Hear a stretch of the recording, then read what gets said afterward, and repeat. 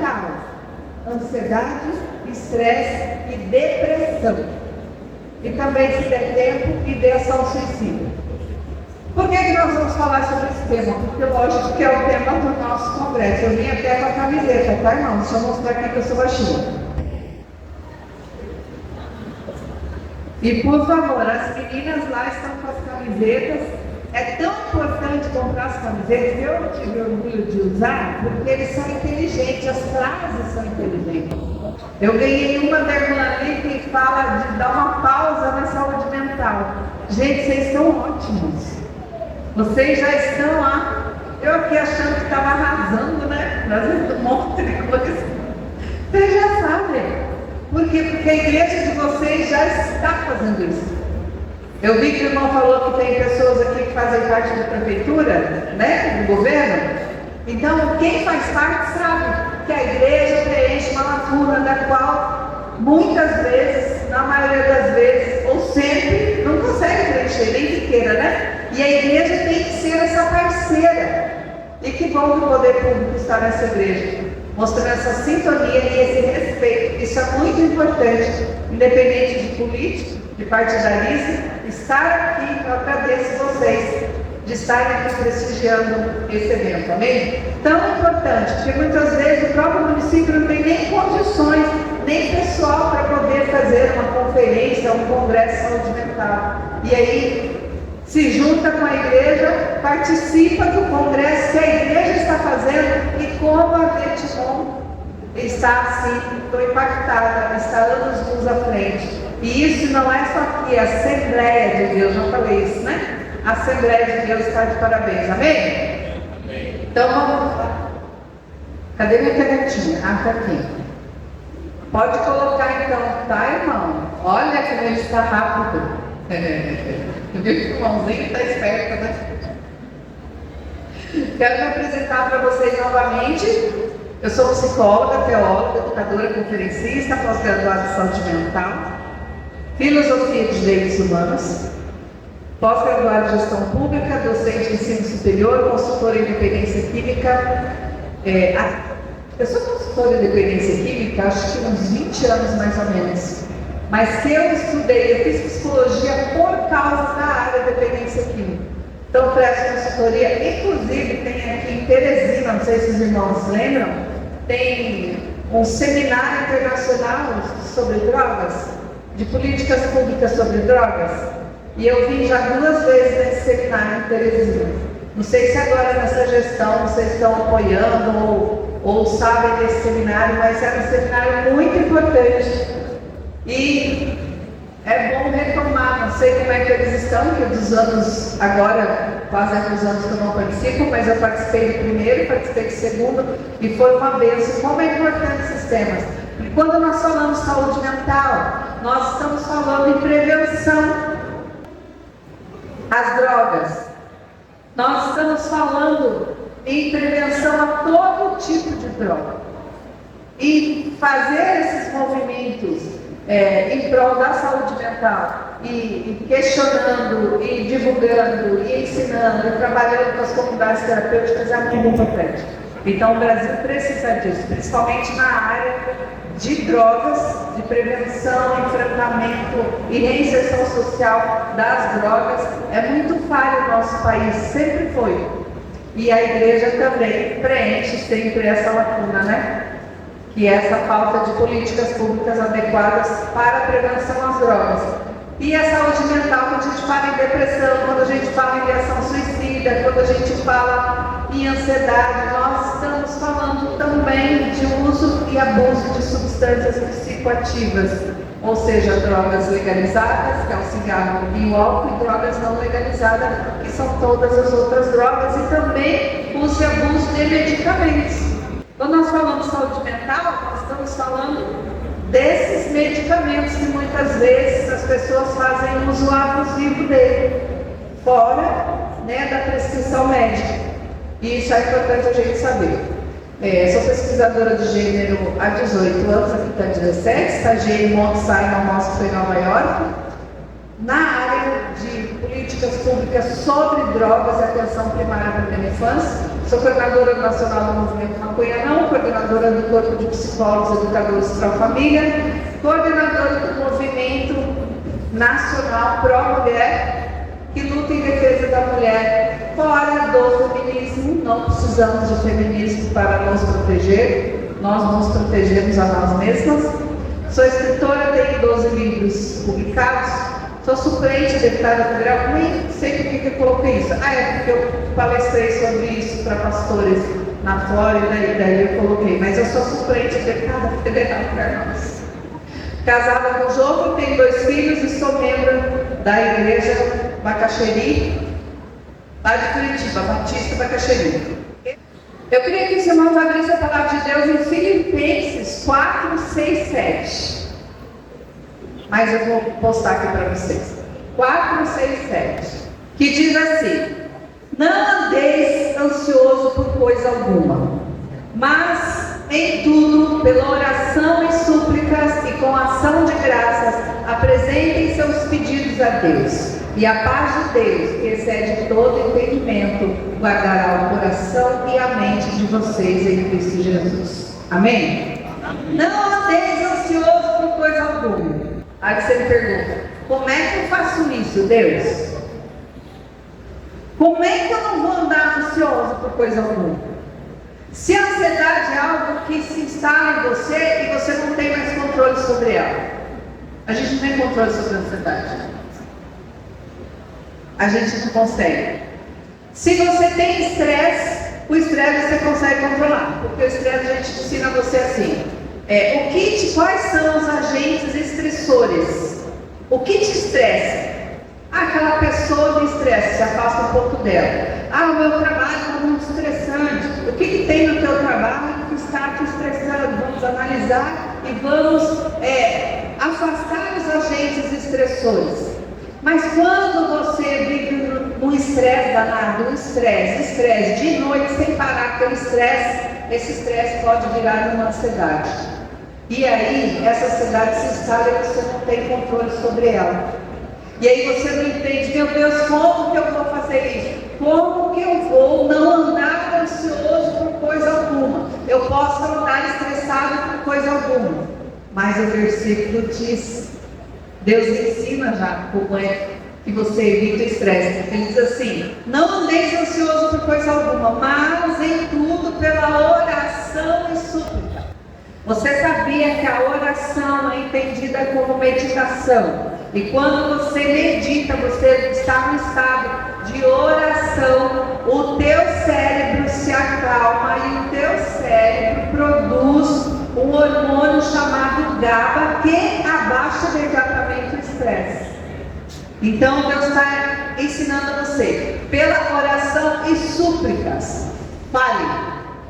O poder da fala. O poder de falar quando você está estressado, quando você está nervoso. O poder de falar. Não tem com quem falar. Você tem. Você tem Deus para você falar. Você pode não conseguir falar com ninguém. Você pode não ter uma psicóloga. Você pode não ter um psiquiatra. Você pode não ter um amigo. Você pode não ter pai. Pode não ter mãe. Pode ter ninguém. Mas você tem Deus.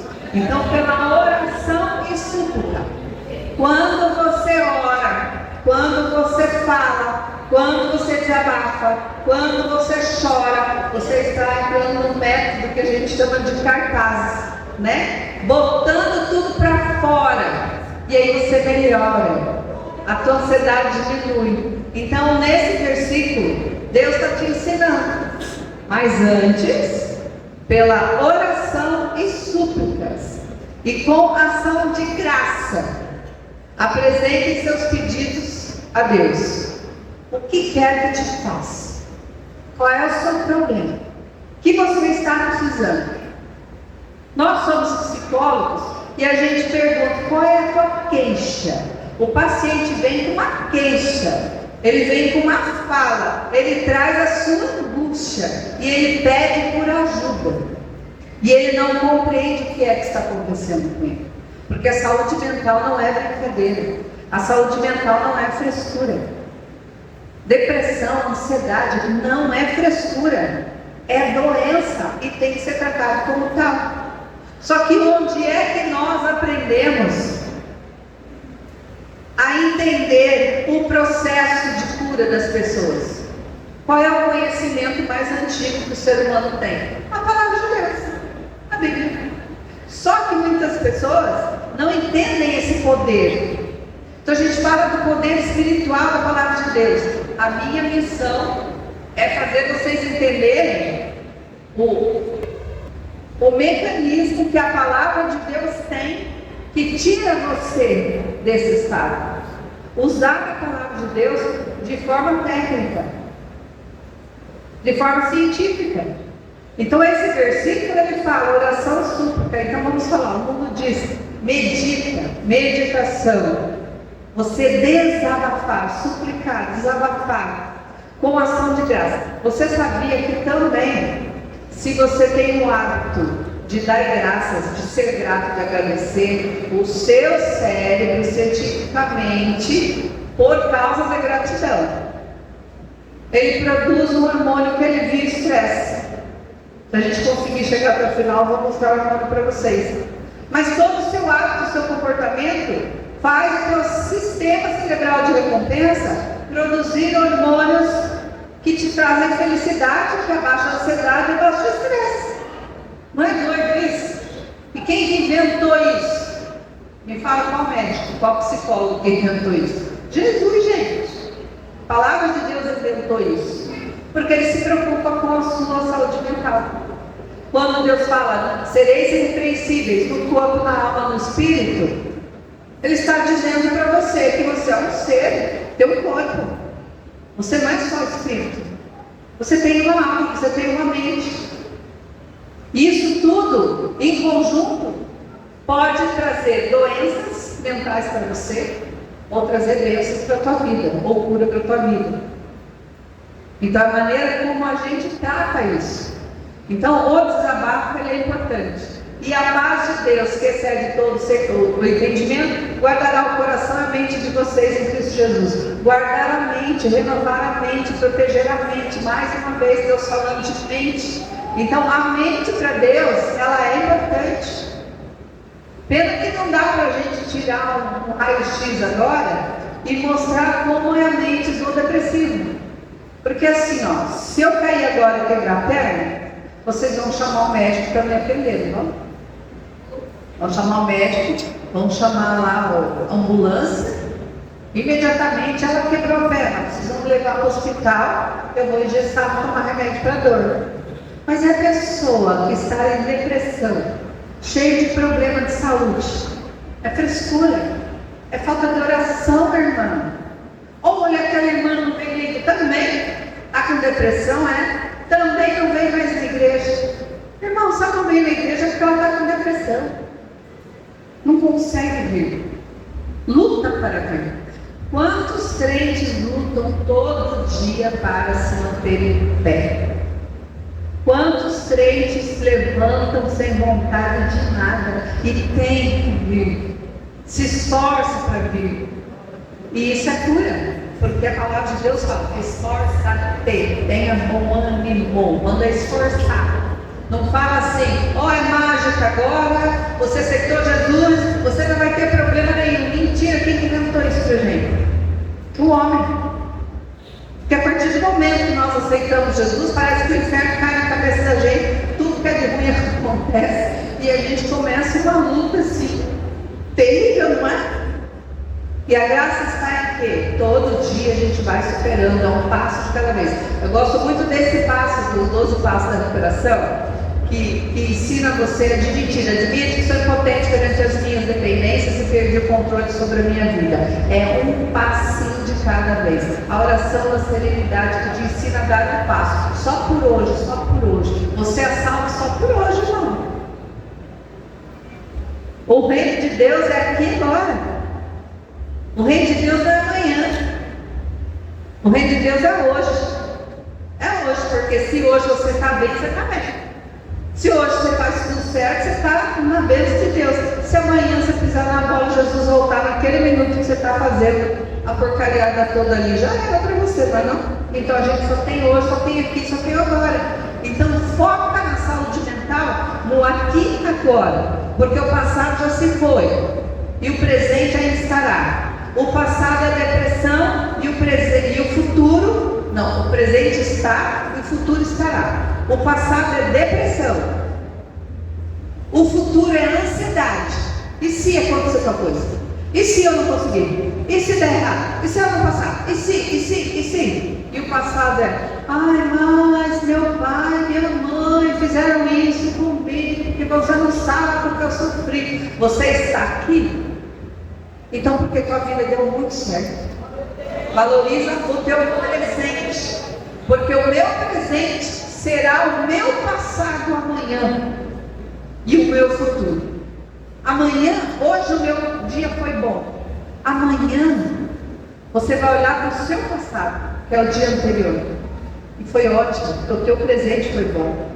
E também o teu futuro amanhã vai ser bom por causa do teu hoje. Então foca no hoje, foca na excelência do aqui e agora, foca no teu desespero. Hoje eu vou levantar da cama, hoje eu vou para a igreja, hoje eu vou orar, hoje eu vou ligar para aquela minha amiga, hoje eu vou ligar para aquele meu pastor. Não encher a paciência do pastor de noite sem parar, tá?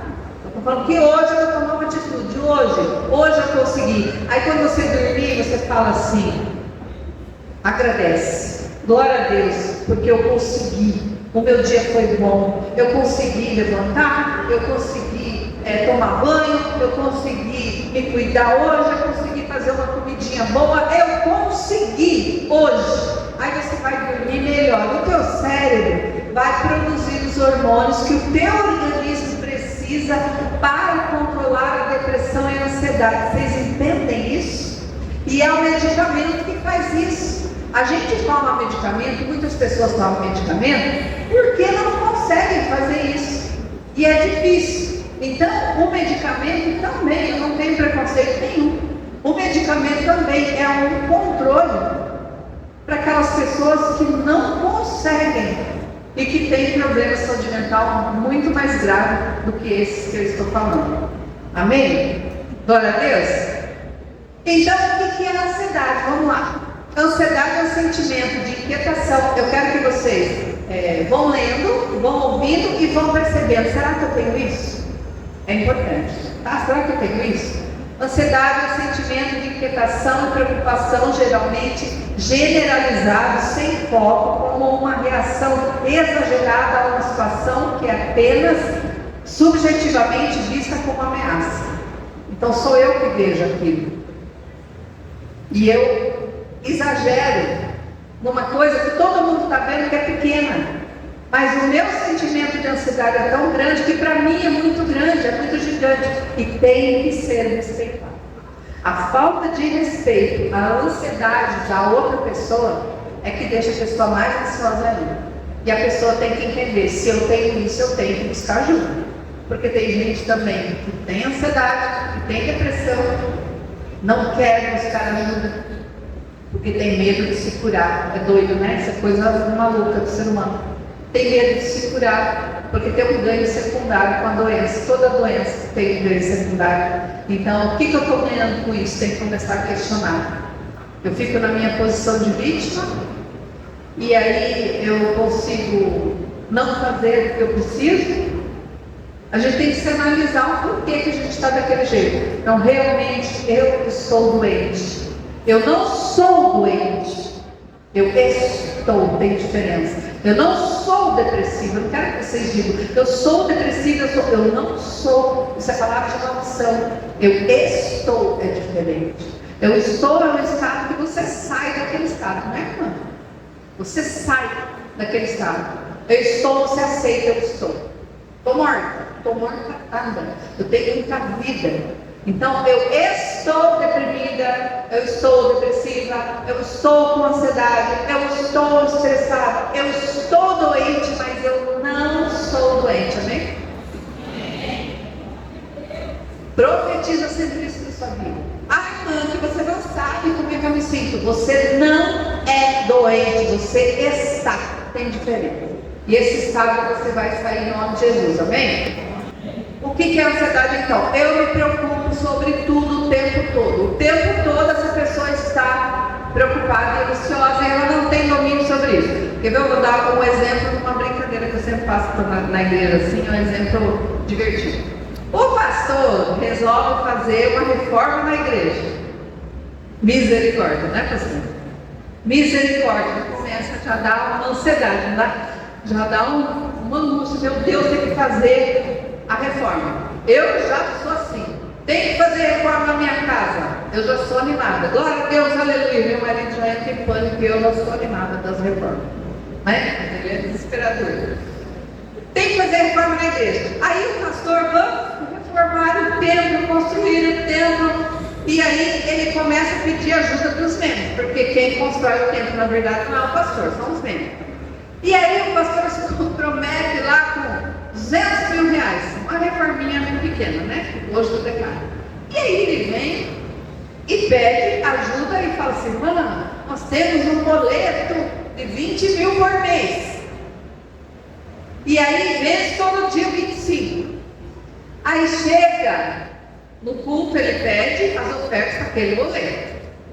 E aí, irmão, está chegando o dia 25 e nada, olha na conta, nada de taxa, o dinheiro chegou. O dia não chega. E o pastor vai ficando nervoso, ficando estressado, orando: o Senhor abençoa os irmãozinhos, tradou o Senhor, e não sei o que. Aí chega no dia 25, meia-noite, o dinheiro chegou na conta para pagar o boleto no dia seguinte. Aí o pastor: ufa, glória a Deus, milagre, querido. Milagre não, os irmãozinhos são ruins, né? Porque deixa para dar no último momento, né? Glória a Deus. Aí chega o outro mês, mesma coisa. Todo mês o pastor passa por isso, por esse estresse. Todo mês. Aí termina a construção. Glória a Deus, fazem festa, todo mundo feliz. E o pastor feliz. Só que aí um belo dia ele está passando pela rua e aí ele vê uma igreja em construção. Ele começa a suar frio, o coração começa a bater forte, ele tem um ataque de pânico. A ansiedade se instalou nele. Por causa do estresse gerado todo mês, para atingir aquele estresse. Se instalou aquela ansiedade. Ele está lá passeando, está viajando num lugar paradisíaco. Está lá passeando com a família toda, feliz da vida. Mas ele passou, tinha uma escada de construção, ele ficou ansioso, ficou nervoso, ficou irritado. Até chegou a própria da coitada da irmã, não tinha nada a ver com isso, e não sabe por que aconteceu aquilo, não sabe. E aí a gente vai investigar, porque o pastor passou por muito tempo, muitos anos, todo mês, por aquele estresse, por aquele boleto dos irmãozinhos que não pagavam direito, certinho, e aí o pastor se estressou tanto, a ansiedade se instalou. E aí tem que tratar.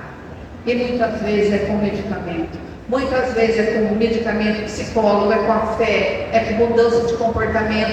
Então, é toda uma rede de proteção em cima para o pastor poder melhorar. Por quê? Porque a ansiedade instalada, ela é responsável pela depressão. A ansiedade não tratada é a depressão do futuro. A ansiedade não tratada é a fibromialgia. 82% das mulheres tem fibromialgia por causa de ansiedade. Isso é ciência. Então, a doença cardíaca é infarto, é AVC. Então, como que a gente pode dizer na igreja, irmãos, que ansiedade e depressão é frescura ou é só espiritual? É real, existe, é a vida da gente. Então, a gente produz ansiedade. Então, quando Deus fala: não tenha ansioso por coisa alguma, Ele explica para você como é que você tem que fazer. E tudo que Ele explica no versículo de Filipenses é o que as pessoas têm que fazer para buscar ajuda psicológica. Amém? Ansiedade também não é medo, tá? É uma coisa que a gente tem que chamar. Ansiedade não é medo. O medo é uma resposta a uma ameaça real ou percebida, enquanto a ansiedade é uma expectativa a uma futura ameaça. Eu vou fazer vestibular, e se eu não passar? Tem muitos jovens que não passam no vestibular, não é porque são burros não, é porque tem crise de ansiedade, não conseguem passar. Tem gente que não consegue tirar a carteira de motorista. Eu trato pacientes que não conseguem tirar a carteira de motorista, que não conseguem ser testados. Eles têm uma ansiedade absurda e não conseguem, paralisa e não adianta. E não adianta. Então é muito sério isso. A ansiedade é uma doença. E é uma doença que repercute no seu corpo. E a partir do momento que repercute no seu corpo, você está doente. Mas isso tudo pode ser evitado. Amém? Muitas vezes a ansiedade é acompanhada por tensão muscular, inquietação, fadiga, problemas de concentração, taquicardia. 80% dos pacientes com fibromialgia sofrem ou já sofreram de algum tipo de transtorno de ansiedade. Uma ansiedadezinha normal, existe ansiedade boa? Existe. Vai começar o nosso congresso, glória a Deus, aleluia, e aquela ansiedade gostosa, né? Os irmãos foram me buscar no aeroporto, eu estava ansiosa para chegar em Timon. Aí chegamos, glória a Deus, aleluia, avião caiu, coisa normal, né? Eu já vou orando no avião assim, Deus, se eu estiver bem contigo, se o avião cair, não tem problema, mas se faltar alguma coisinha, o Senhor não derruba esse avião. Aí eu vi que era egoísmo meu, né? Porque eu só pensei em mim, o avião está cheio de gente, agora eu falo assim, Senhor, se não for por mim, pelas pessoas que aqui estão, que ainda não te alcançaram, segura esse avião. Tem gente que tem ansiedade dentro do avião e treme e não consegue respirar dentro do avião. É tudo ansiedade, é ansiedade. Por quê? Tiveram algum trauma. Essa história que eu contei com o pastor é um pastor que foi um paciente meu. Era um trauma e a gente tirou esse trauma dele. Mas olhe que suado. Ele era feliz, ele estava sempre bem, sempre alegre, animado. E ele desenvolveu essa crise de ansiedade, estava ficando deprimido mesmo, depressão, porque ele não conseguia entender por que uma pessoa na posição dele tinha essa ansiedade. E aí a depressão já estava se desenvolvendo. Vocês entendem a gravidade da coisa? E aí a gente chegou junto, rápido, e aí ele fez um tratamento e a ansiedade diminuiu bastante. Ele controlou a ansiedade, não precisou de medicamento, porque hoje em dia a gente consegue dar alguns exercícios, algumas mudanças de hábitos, porque a gente sabe que o teu cérebro produz muito medicamento. Então hoje a gente tem esse conhecimento, mas a maioria precisa sim de um medicamento. Estresse e ansiedade.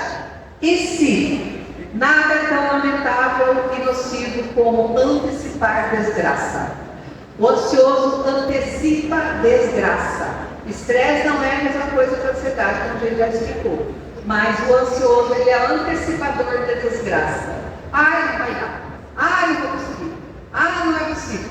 Ih, vai dar errado ali. Ah, vamos fazer uma obra. Mas olha isso aqui. Uma coisa é você ser cuidadoso, outra coisa é você ter uma ansiedade generalizada. Aí tem vários graus de ansiedade. A ansiedade boa que eu te falei, mas a ansiedade de desempenho. E é um transtorno de ansiedade, que a pessoa pode ter ataques de pânico gravíssimo. Eu tive uma paciente que era de Fortaleza. A menina mudou para Curitiba porque ela pesquisou o Brasil inteiro onde tinha o hospital de referência. Ela foi para Curitiba morar entre um hospital Vita, chamado Vita, que é uma referência lá, e um outro hospital, Angelina Caron, que tinha diferença de 15 quilômetros, se eu não me engano, entre um outro, porque os dois hospitais eram bons. Então ela mudou de Fortaleza, uma dentista, para morar no meio entre um e outro, porque se ela tivesse um ataque de pânico, se ela passasse mal, ela conseguiria chegar a tempo no hospital sem morrer. Você entende? Uma menina estudada. E você vem dizer que isso é frescura? Isso só pode ser doença. E era. E aí eu tratei dela, glória a Deus, que ela ficou curada dessa ansiedade. Você tem uma perguntinha com ela, que ela era uma dentista, né? Estava precisando. Ela cuidou de mim, eu cuidei dela, e a menina ficou muito bem, graças a Deus. Vale ressaltar que o estresse pode precipitar a depressão em pessoas com predisposição que provavelmente é genética. Sintomas da ansiedade, veja aí se você tem. No humor, angústia constante, preocupação excessiva, desespero, medo irracional, insegurança, falta de humor, ressentimento e dor. Nos pensamentos, falta de concentração, pensamento confuso e constante, preocupação exagerada em relação à realidade. No corpo, tensão muscular, causando dor nas costas, dor de barriga, podendo ter diarreia, tontura, sensação de desmaio. No sono, irritabilidade, dificuldade para dormir, pensamentos descontrolados. Comportamento, sensação de que algo ruim vai acontecer. Medo constante. Descontrole sobre os próprios pensamentos. Você acha que uma pessoa que sofre tudo isso está de frescura? Não está de frescura. Está olhando um pouco, está debaixo de maldição. O diabo está fazendo o que quer com ela. No Brasil, 12% da população sofre com transtorno de ansiedade. Muita ansiedade vem porque sentimos que tudo depende de nós e ninguém vai nos ajudar. Há um paralelo. Muita ansiedade vem porque nós achamos que tudo depende de nós. Nós não entregamos na mão de Deus. Não entregamos. A gente só fala, vamos entregar em mãos da mão de Deus. Não é bonito isso? Entrega a vida na mão de Deus, teus problemas na mão de Deus. Você até ora para as pessoas sobre isso, mas não entrega você. Qualquer probleminha assim, pronto, já instalou a ansiedade. Então aí você lê Filipenses que diz: não andeis ansioso por coisa alguma, confia em Deus. Porque a gente vive num processo, irmãos, que a gente tem que aceitar. Nem tudo é ruim, mas nem tudo também é bom. Jesus passou pela terra com várias coisas boas que aconteceram na vida dele. Ele fez muita coisa boa, ele se divertiu bastante, ele curtiu bastante. E ele passou por uma tristeza muito grande, física, emocional. Então a gente é um ciclo. Ora ele estava se divertindo no casamento, ora ele estava num deserto.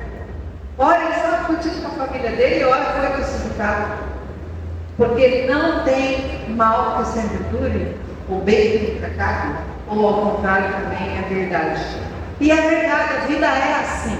Tem uma coisa que a gente tem que fazer na vida, é o aceitar. A minha vida não vai ser 100% só glória a Deus, aleluia, eita festa. Não vai ser. Quem mentiu para você? E a graça da vida é essa. É luta todo dia, você vencer gigantes. Você venceu gigantes. Todos os personagens da Bíblia, todos os heróis da Bíblia, todos tiveram momentos de tristeza, momentos de alegria, tiveram dores, passaram por momentos de ansiedade, de momentos de depressão. Vamos falar do Elias, o profeta Elias, que se internou numa caverna porque estava morrendo de medo, teve pânico, se escondeu, fugiu. E olha o profeta Elias. E quem sou eu na fila do pão para não ter medo? Seu profeta Elias, depois de fazer muitos milagres, o cara olhava com a nuvem, o céu azul, uma nuvenzinha desse tamanho, pode chover, taca fogo aqui, faz lá e faz, acontece. Quando falou, Jezebel está atrás de você, ó, pega o que te quero. Entrou em pânico e desespero, e entrou na caverna e ficou na caverna. E aí a gente questiona, e no meu livro tem um texto sobre a depressão de Elias, no Superação. E deu muito o que falar esse meu texto sobre a depressão de Elias, porque Elias teve depressão ou não teve depressão? Ele teve burnout, esgotamento ministerial. E aí ele teve uma depressão situacional por causa do medo, do pavor e do trabalho, que trabalhava pra caramba. E aí ele se internou numa caverna, se escondeu. E aí a gente pode conjecturar, os pastores podem falar um monte de coisa, né? Pode contar um monte de história, fazer uma exegese de texto, não sei o que, a confusão toda que o pastor faz lá. Mas o fato é, trazendo para a nossa realidade da saúde mental, que ele se escondeu na caverna, ele precisou ficar lá, senão a Jezebel ia matar ele. Mas se ele era um cara tão poderoso, por que ele teve medo da Jezebel? Porque há momentos na vida da gente que a gente tem que dar um passo para trás, e isso não é vergonha. Mas ele estava lá, e Deus largou ele sozinho? Não, Deus estava fazendo o quê? Psicólogo. Deus teve paciência, vamos encarar como internamento. Ele se internou na caverna. Deus ficou ali batendo um papo com ele, todo dia. Olha o psicólogo de Deus lá. Então vamos lá, Senhor Luiz, o que você está sentindo? O que está acontecendo com você? E além de tudo, mandou medicamento para ele, né? Mandou pãozinho, mandou aguinha. Entenda isso como um medicamento, como uma alimentação. Ele se alimentou, ele ficou lá, ele sofreu, Deus permitiu, e agora falou: sai da tua caverna, bora trabalhar, chega. Pronto, você estava, agora não está mais. Sai. Mas aí tem o questionamento, que a gente pode outra vez, e para a questão, né, religiosa, de conceito bíblico, estudo e tal, mas vamos trazer para a nossa realidade. Ele era tão depressivo com esse mundo, ele estava tão desgostoso com esse mundo, que ele pediu para Deus arrebatar ele, né? Não foi? Ele queria morrer. Ele queria ir embora, ele não queria morrer, ele não queria se matar, ele não queria ficar aqui. É tipo a gente às vezes: Senhor, me leva. Ixi, olha eu. Senhor, me leva, eu não vejo mais a vida, me leva. Hoje eu falo: Senhor, olha aquele dia que quando eu estou orando com ele, o Senhor esquece daquilo, era besteira, tá? Porque vai que agora que eu estou numa boa, Deus resolve me levar. É muito sacanagem, né? Então, não fala besteira, porque depois a gente se arrepende. Mas é normal. Se Elias passou por isso, gente, quem sou eu? E aí a gente aceita que Elias passou por isso, mas não aceita que a irmãzinha esteja passando por isso, não aceita que o irmãozinho esteja passando por isso, e não fazemos o acolhimento, que é o que essa igreja está fazendo hoje, acolhendo você. Quando faz o seminário de saúde mental, não perder tempo nessas bobagens, tem pastor que fala isso. A Assembleia de Deus não, ela quer qualidade de membros. Para ter qualidade de membros, precisamos trabalhar a saúde mental. E ela existe. Muitos jovens estão sofrendo de depressão, sofrendo de ansiedade, sofrendo de ideação suicida. E aí você acha que só falar para ele: irmão, falta de oração, vai orar, você tem que ir na igreja, se você for na igreja, a gente vai cair na tua cabeça. Não, irmãos, acolha. É trazer para a igreja assim, porque dentro da igreja, naquele momento que está ali, o cérebro dele está ouvindo, está trabalhando. E há um tempo a menos que ele fica pensando besteira em casa. Então, trazer para a igreja é bom, é um sair para fora da caverna. É importante, e a gente tem que acreditar que uma hora, quando ele estiver pronto, o Espírito Santo de Deus vai tocar essa pessoa vai ser curada. Mas tudo na vida da gente depende do passo que a gente dá. O fato de vocês estarem aqui numa conferência de saúde mental já é um passo que vocês estão dando para ou a cura própria ou o conhecimento para ajudar pessoas que estejam passando por isso. Ninguém vem num congresso por acaso e ninguém faz um congresso por acaso. A gente se importa. Então a gente tem que se importar com o sofrimento das pessoas. E se importar com as pessoas é se importar se elas têm o que comer, têm o que vestir, e como está a saúde mental delas, o emocional delas. Isso é se importar com as pessoas, amém? Olha como a palavra de Deus é sensacional.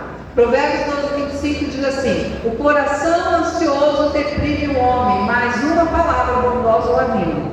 A Bíblia já tinha dito para os cientistas que a ansiedade gera depressão. Lembra que eu falei que a ansiedade gera depressão? Fui eu que descobri, nossa, foi o médico e tal, não, foi Deus mesmo. Está lá na Bíblia, Provérbios 12:25.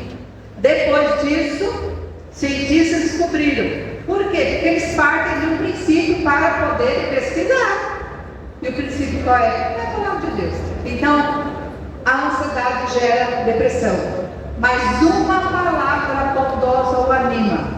E uma palavra maldosa destrói essa pessoa.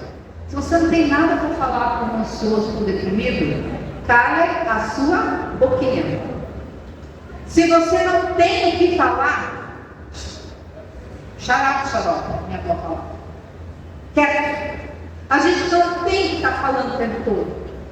Aprenda a ouvir. Sabe qual é o nosso problema? Nós não aprendemos a ouvir, nós só aprendemos a falar, mas não a ouvir. Sabe por que tem muita gente que sofre de silêncio? Porque tem medo de dividir com você o seu sofrimento, que vai gerar fofoca, vai virar fofoca, vai virar disse que me disse. O dia que a igreja aprendeu a ouvir mais do que falar, as pessoas vão ter a coragem de falar para você o que elas estão sofrendo. Então nós sabemos falar, mas nós não sabemos ouvir. Por isso que eu fiz psicologia, para aprender a ouvir. E nós aprendemos a ouvir as pessoas, sem julgamento. Se alguém chega para mim da igreja mesmo e conta um erro, um pecado que seja, não importa, conta. Eu tenho que ajudar essa pessoa. Eu não tenho que destruir a vida dessa pessoa. Uma pastora em Santa Catarina tentou não, se matou.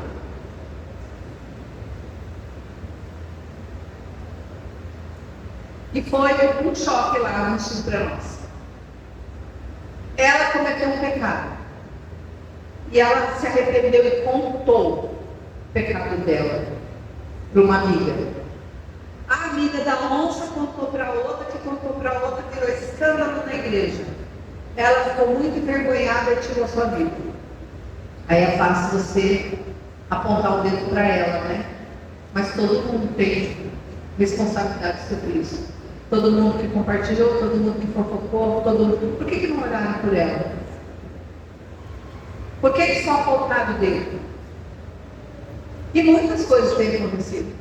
Muitos líderes têm passado por isso. Porque tem esgotamento ministerial.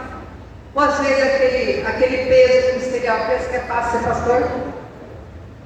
Carregando o emocional da igreja inteira nas costas, o financeiro da igreja inteira, o progresso da igreja inteira, tendo convenção. Se você não produz, tem isso, né? Então é muito difícil, não é fácil não. Não é fácil para a família, não é fácil para quem convive com uma pessoa depressiva, não é fácil para o depressivo, mas também não é fácil para a família. Então quando um está depressivo, pelo menos 50 pessoas estão sofrendo. É uma rede de sofrimento. Deveria ser a rede de proteção. E é isso que a igreja está fazendo. Então, na minha visão, Elias teve síndrome de burnout, que é pouco falado, mas é um esgotamento profissional. Ah, mas eu sou pastor, eu sou líder, e não é uma profissão. Claro que é, gente. Vocês trabalham, do mesmo jeito. Acorda cedo, de madrugada, às vezes nem dorme. Dorme pensando, meu Deus, o que eu vou fazer com aquela irmã que está acabando com o casamento dela, aquele marido que está acabando com a família, aquele filho que está usando droga, aquele irmão que está deprimido. O que eu vou fazer? Como é que eu vou ajudar? Da onde eu vou tirar a inspiração? Qual é a palavra que eu vou dar para essa pessoa? E eu dou a palavra, eu mostro a palavra. E parece que a pessoa não quer viver, não quer mesmo. Porque, olha só. A gente fala assim, então a palavra de Deus está dando certo. Gente, está dando certo. Irmãos, então mistério tudo isso, que é o livre-arbítrio, poder de escolha. Uma pessoa que é viciada em cocaína não tem poder de escolha, porque ela perde o poder de escolha, a droga escolhe ela. E eu preciso do poder de escolha. Então, enquanto ela estiver cheia de droga no cérebro, o cérebro não vai conseguir pensar, não vai conseguir escolher. Por isso que a gente faz uma descontaminação naquela pessoa. Um tempo que ela fica numa comunidade internada, daí ela descongestiona o cérebro, recupera o poder de escolha, o livre-arbítrio, e aí ela tem o poder de escolher novamente. Uma pessoa com depressão grave não tem poder de escolha, não consegue, ela quer escolher. A pessoa que tem depressão grave, ela dorme todo dia chorando, orando, pedindo para Deus para poder levantar no dia seguinte e levantar a cabeça, poder trabalhar, poder fazer tudo o que ela fazia antes. Então, não sofreu. É muito doído. Só quem passa sabe. Só quem tem filhos, tem marido ou esposa com depressão, deve entender que não é frescura, que essa pessoa precisa de mais acolhimento, de mais amor, e precisa entender o que está acontecendo com ela e buscar esse apoio, esse tratamento que afeta 4 dimensões: biopsicossocial e espiritual. Não adianta tratar só biopsicossocial. Se o espiritual não for tratado, daqui a pouco, isso é a experiência que a gente tem. O espiritual ajuda muito. Nós, pessoas que estão aí fora, elas entendem como uma esperança a igreja. E as pessoas que estão aqui dentro, que têm a esperança e perdem a esperança, entendem como? É porque tem preconceito com psiquiatra, tem preconceito com CAPS, tem preconceito com medicamento, tem preconceito com tudo. Eu tive uma paciente que tinha esquizofrenia. Ela foi um dia numa célula, a pastora dela mandou jogar fora os medicamentos de esquizofrenia, ela estava estabilizada. E aí ela jogou bonitinho lá na célula, ali na casa, dormindo na casa da Dena, a pastora, ela era líder de célula. E ela jogou. Como ela jogou o medicamento, ela ficou 2 dias sem tomar o medicamento, ela teve um surto psicótico. E vai, os 4 pastores da igreja me chamam, porque ela está endemoniada. Eu falei, vocês vão chamar por quê? Ela está endemoniada, vocês são 4 pastores, tinha o demônio dela, o que tem a ver com isso? Né? Vocês me chamaram por quê? O que tem a ver com isso? Vocês são pastores. E saí fora e falei, o problema de vocês, não é demônio? Vocês estão vendo que ela tem? Tira o demônio aí, não vou nem ficar para ver. E eles me chamaram por quê? Na realidade, porque eles tinham assistido uma palestra minha sobre depressão. Eles queriam falar sobre transtorno mental e eles não tinham coragem. Precisei ficar um discutindo com o outro, que é demônio. Eu falei, pastor, então tá bom, tira o demônio dela aí, está resolvido o problema, vamos embora, não tem o que fazer, tchau. Daqui a pouco comece, pastor, os 4 na minha porta. Com a menina, com o moletom assim, que é capuzinho, o olho pintado tudo de preto, olhando assim, ó, para baixo, com aquele olhar assim, para baixo, e aquele olhar de fulmina, assim, mas um olhar de sofrimento, mas um olhar bem esquisito. Eu olhei para ela e pensei aqui na minha cabeça, deve ser demônio mesmo. E aí eu fiquei olhando para aquela menina toda de cor escura, assim, que preto, cinza escuro, tudo, e olhando daquele jeito, arqueada assim. Eu olhando e falei, meu Deus, será que é verdade mesmo, né? Pensei, também. Daí eu falei, não, pastor, e aí? Ele falou, olha, trouxemos a fulano porque eu acho que não é demônio. Pastor fulano. Vocês acham que não é? A gente acha que não, porque ele está 2 dias tentando tirar o demônio dessa menina, não sai. Eu falei, nossa, mas vocês são muito ruins, pastores. E uma igreja grande aí, 4 pastores. Porque a menina era muito querida. A menina tinha 15 anos, participava do louvor, praticamente uma santa.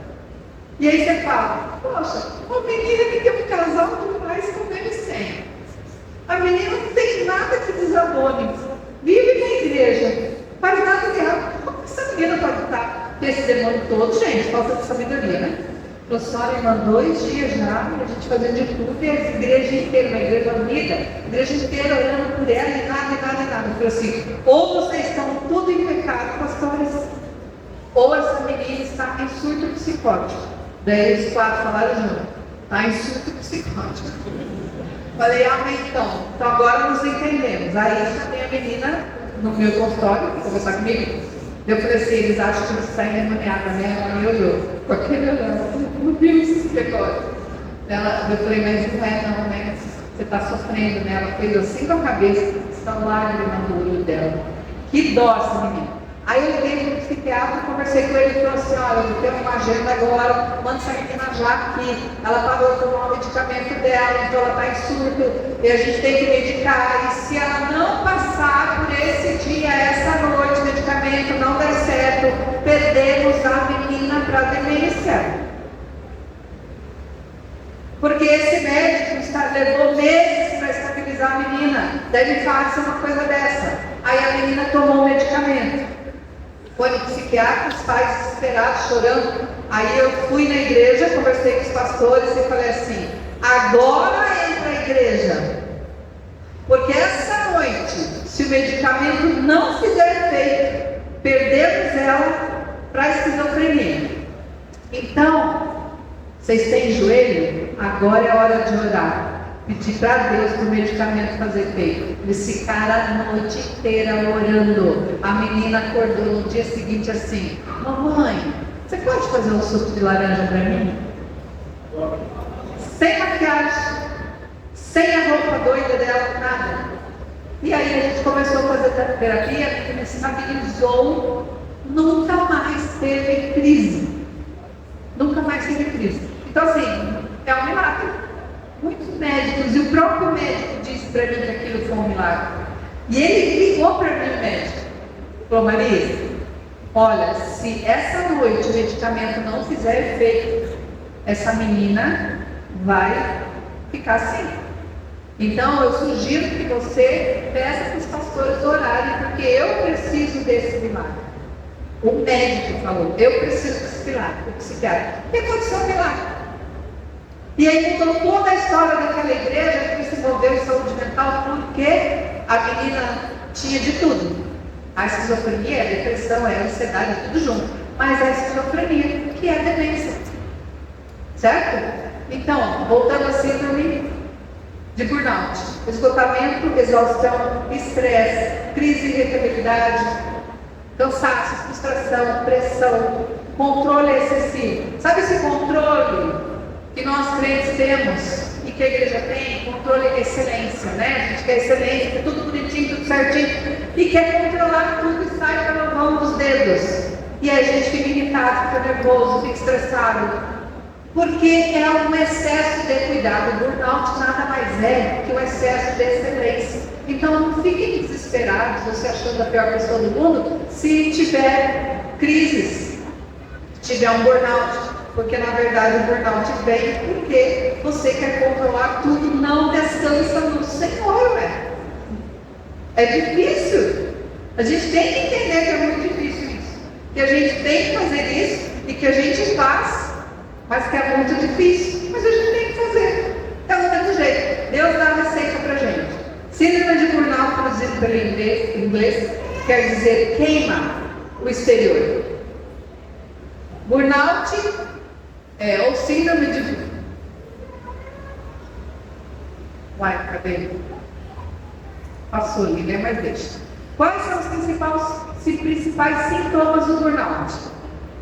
Alto índice de estresse, dores musculares de cabeça, perda de iniciativa, alteração de humor e de memória, distúrbio do sono, dificuldade de concentração, falta de apetite, fadiga. Quem teve burnout? Deixa lá. Quem teve burnout? Cláudio Duarte. Um monte de cantores ou pastores, principalmente itinerantes, um monte de tempo. Quase destruíram a sua casa, seu casamento, a sua vida, quiseram se separar. Gente que vocês nem acreditam que vocês têm um pedestal, porque tiveram burnout e não sabiam que era burnout. Quando resolveram tratar, curaram totalmente a vida que eles tinham. Amém? Isaías 41:10 diz: não temas porque eu sou contigo, não te assombres porque eu sou teu Deus. Eu te esforço, eu te ajudo, eu te sustento com a destra da minha justiça. Mas ele diz: eu te esforço, eu te sustento. Ele não diz assim: ó, pode ficar aí que eu faço tudo por você, tá? Depende de você o passo que você tem que dar. A gente tem que se esforçar. Deus está contigo, acredite. Deus está comigo. Mas eu tenho que fazer a minha parte. Então ele fica ali, vamos lá. Fica te esperando. Você não vai, eu também não vai. Qual é o tamanho do teu Deus? Então a ansiedade, o estresse causa burnout. E o burnout tem tudo, depressão, tudo junto. Então às vezes o pastor tem burnout, que é esgotamento ministerial, e tem que ser tratado, amém? Então vamos para a depressão. Depressão é o mal do século. Eu quero passar um vídeo que fala sobre a depressão do adolescente. É uma matéria que apareceu num programa hoje em dia que eu achei muito importante para vocês saberem a estatística da depressão em jovens. Presta atenção nesse vídeo. Pode passar, irmão. Mais de 11 milhões de pessoas no Brasil. 11 milhões no Brasil. Entre elas estão muitos jovens. Por isso, César, é preciso que os pais fiquem atentos aos sinais de doença, que podem levar o adolescente a pensar no suicídio. Veja na reportagem da Samara Bastos quais sinais podem indicar que há algo errado.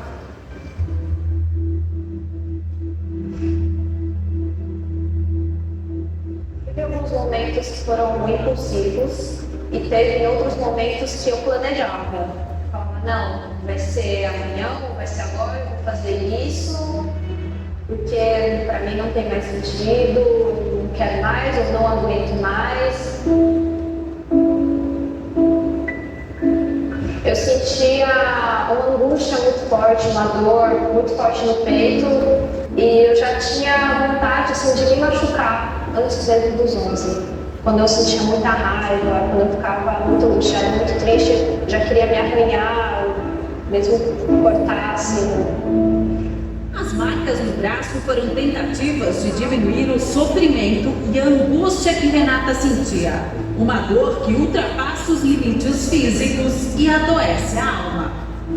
Eu não contava para muitas pessoas, né, o que eu realmente estava sentindo. Então, foi bem solitário passar por essa fase. Renata não tem vergonha de contar o drama que enfrenta desde a infância. Aos 11 anos, ela percebeu que sofria de depressão.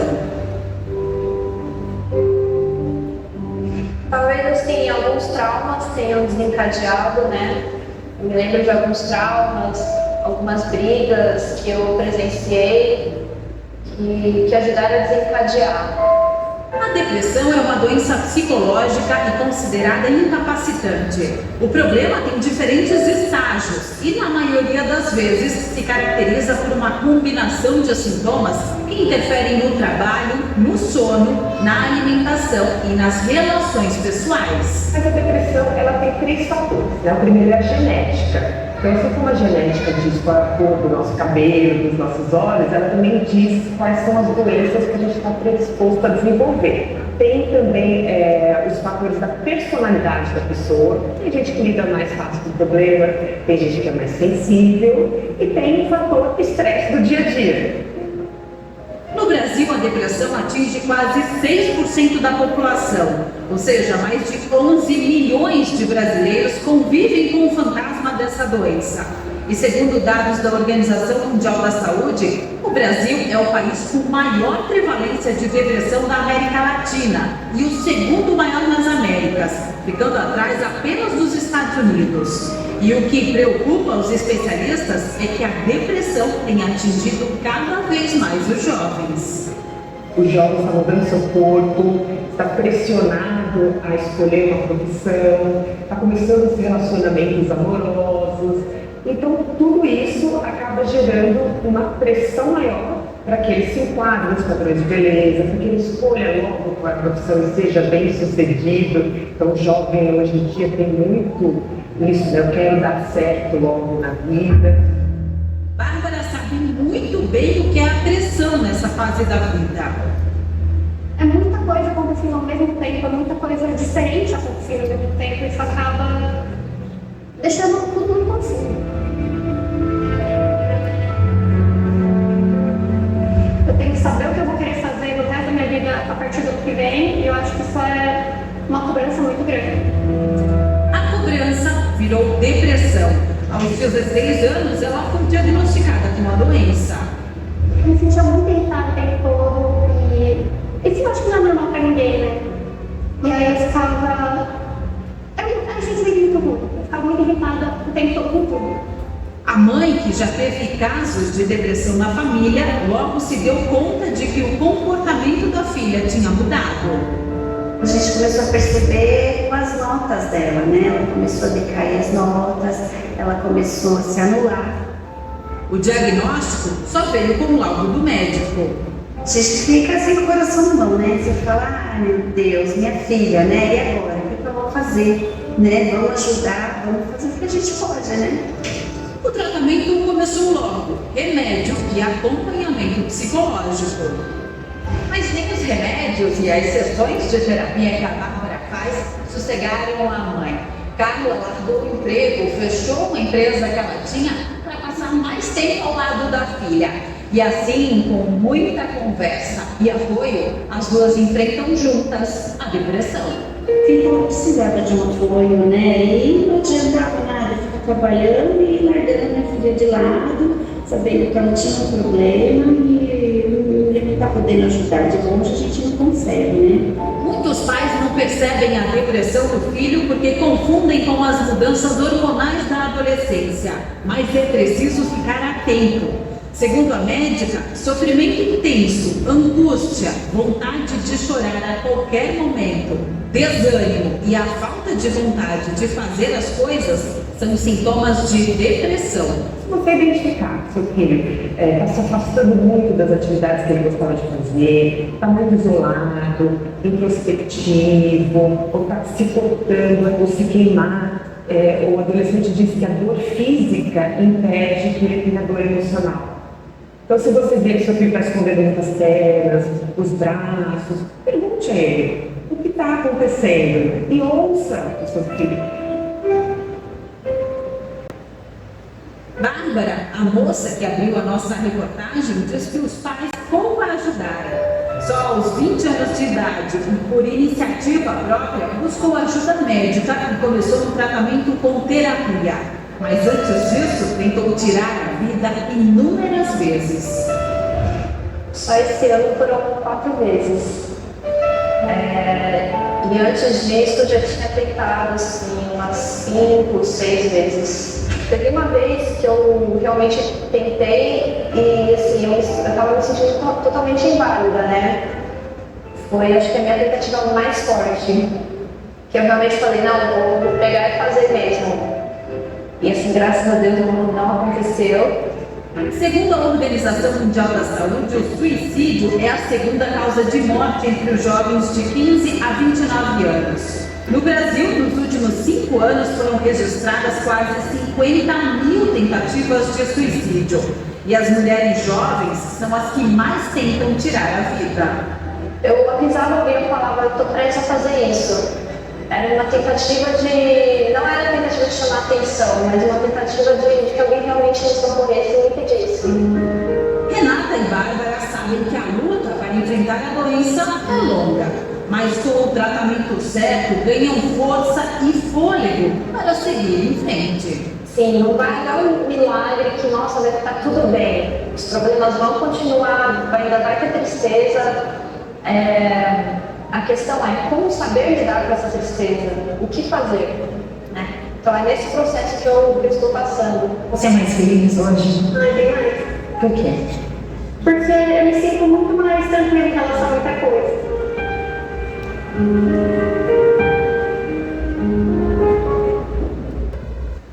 Que triste, né?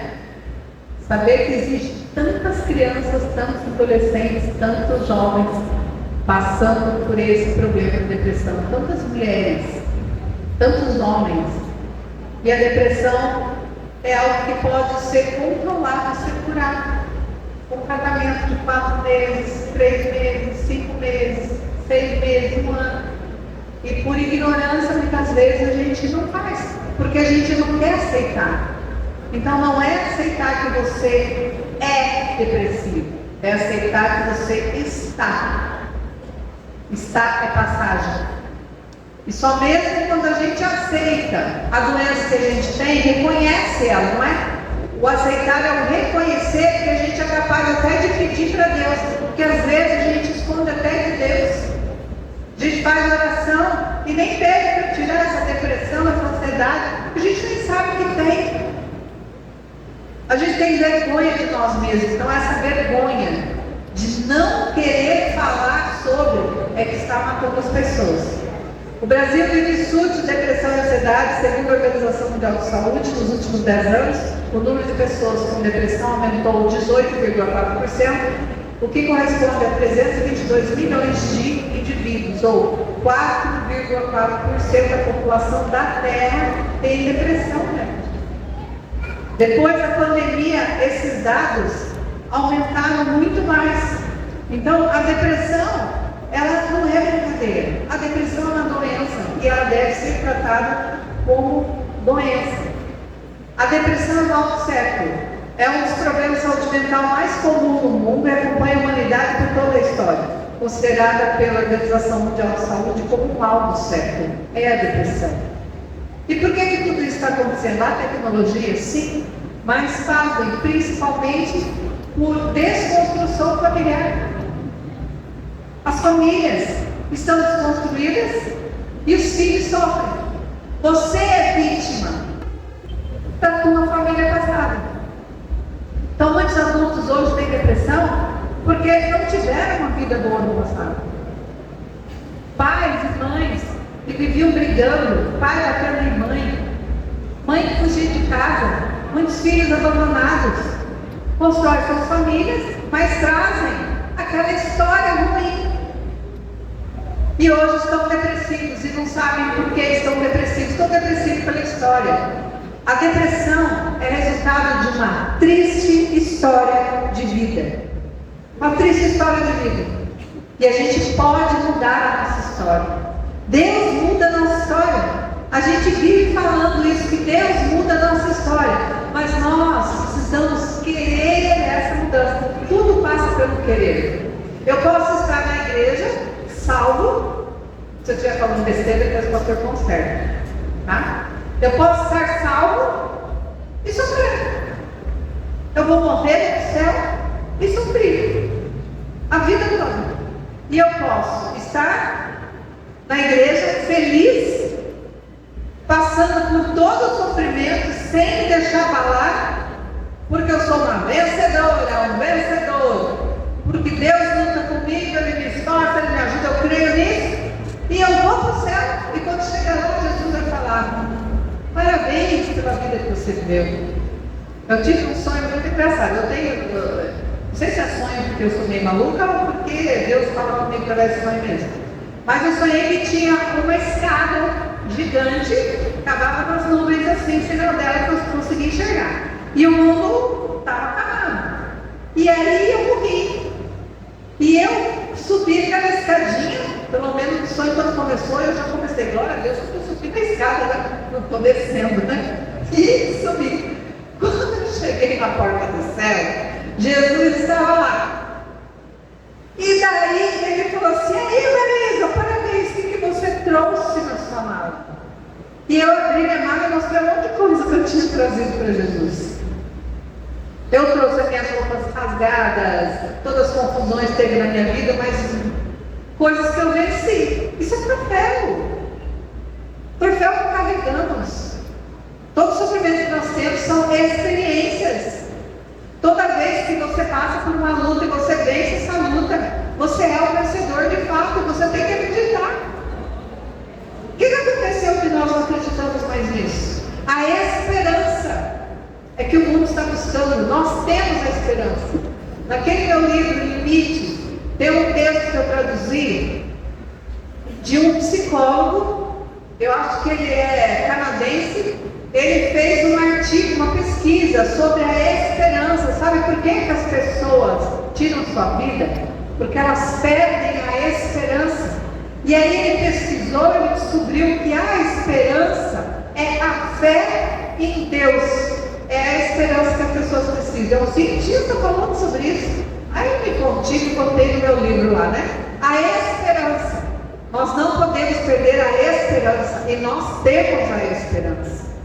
Nós não somos obrigados a sermos infelizes, não. Você pode ser feliz. Vê a mulherada na igreja Assembleia de Deus, tem muito disso. A mulherada canta só sofrimento. Ai, meu Deus, parece sofrência gospel, gente. Mesmo uma música de luta, mas tem alegria. Mesmo quando você está naquele semblante, curtindo aquele louvor, que não é triste, é um louvor mesmo que pareça sofrência, mas eles estão falando de vitória. Aí com aquelas caras que parecem que estão tudo morrendo, gente. É fé, é esperança. E a emoção da gente vai junto. A emoção da gente vai junto. A espiritualidade também é emoção. A gente não pode ser ligado só na emoção quando a gente fala na razão da fé da gente. Não pode mesmo. Mas as emoções também partem. A gente se emociona, a gente fica feliz, fica alegre. Por que a gente fica só triste? A gente tem que ficar só triste. E aí, paz, a ciência também diz que quando você vive com o semblante para baixo, você fica mais triste, porque o teu cérebro espelha você. Ele é o que você está dizendo para ele que ele é. Então, quando você mais estiver triste, você age como se você estivesse feliz da vida. E dê sorriso assim, tudo bem, mano. Você fica, mas você está lindo. Porque o teu cérebro entende que você está bem e começa a produzir hormônios da felicidade. Olha que coisa doida. Eu tenho um versículo aqui, uma música, que fala para chorar para Deus e não chorar para o mundo. E os salmos todos, Salmo 42, 142, não fala de chorar para Deus. Até quero que ache aqui, acho que para mim, irmão, só para não perder tempo aqui, Salmo 142. Eu quero que vocês abram o Salmo 142. Olha que salmo lindo, cadê as psicólogas da igreja? Olha que salmo lindo de cura da depressão. Salmo 142. O salmista falando como ele se sente. Olha como é comum você se sentir depressivo, sentir que o mundo está acabando, sentir angústia. O anormal é você continuar nessa angústia, sabendo a Deus que você serve. Uma hora vai passar. Você pode entrar na sua caverna, você pode passar pelo deserto. Deserto não é lugar para você ficar, não, meu irmão. Deserto é passagem. Jesus passou pelo deserto. Os hebreus passaram pelo deserto. Está certo que eles demoraram 40 anos para sair, né? E nem chegaram à terra prometida. E por que será? Por que eles ficaram aguardando aquele deserto 40 anos, passando, dando volta, dando volta, dando volta? Ou geraçãozinha de idólatra, ou geração de gente que só se penalizava, gente que só reclamava. Quando você reclama, o teu cérebro entende que você está falando de você. Quando você reclama do outro, o teu cérebro não conhece o outro, ele conhece você. Aquela irmã é fofoqueira, aquela irmã não presta, aquele irmão é não sei o quê, aquele pastor é isso, aquele pastor é aquilo. O teu cérebro está entendendo que você está falando de você. Porque ele não entende a outra pessoa. Isso é as últimas conquistas da ciência, entendimento da ciência. O teu cérebro só sabe o que você fala. Se você fala dos outros, ele está entendendo como se fosse você. Porque aquele irmão é um fracassado. Porque aquele lá é não sei o quê. Ele está dizendo assim, você é um fracassado, você.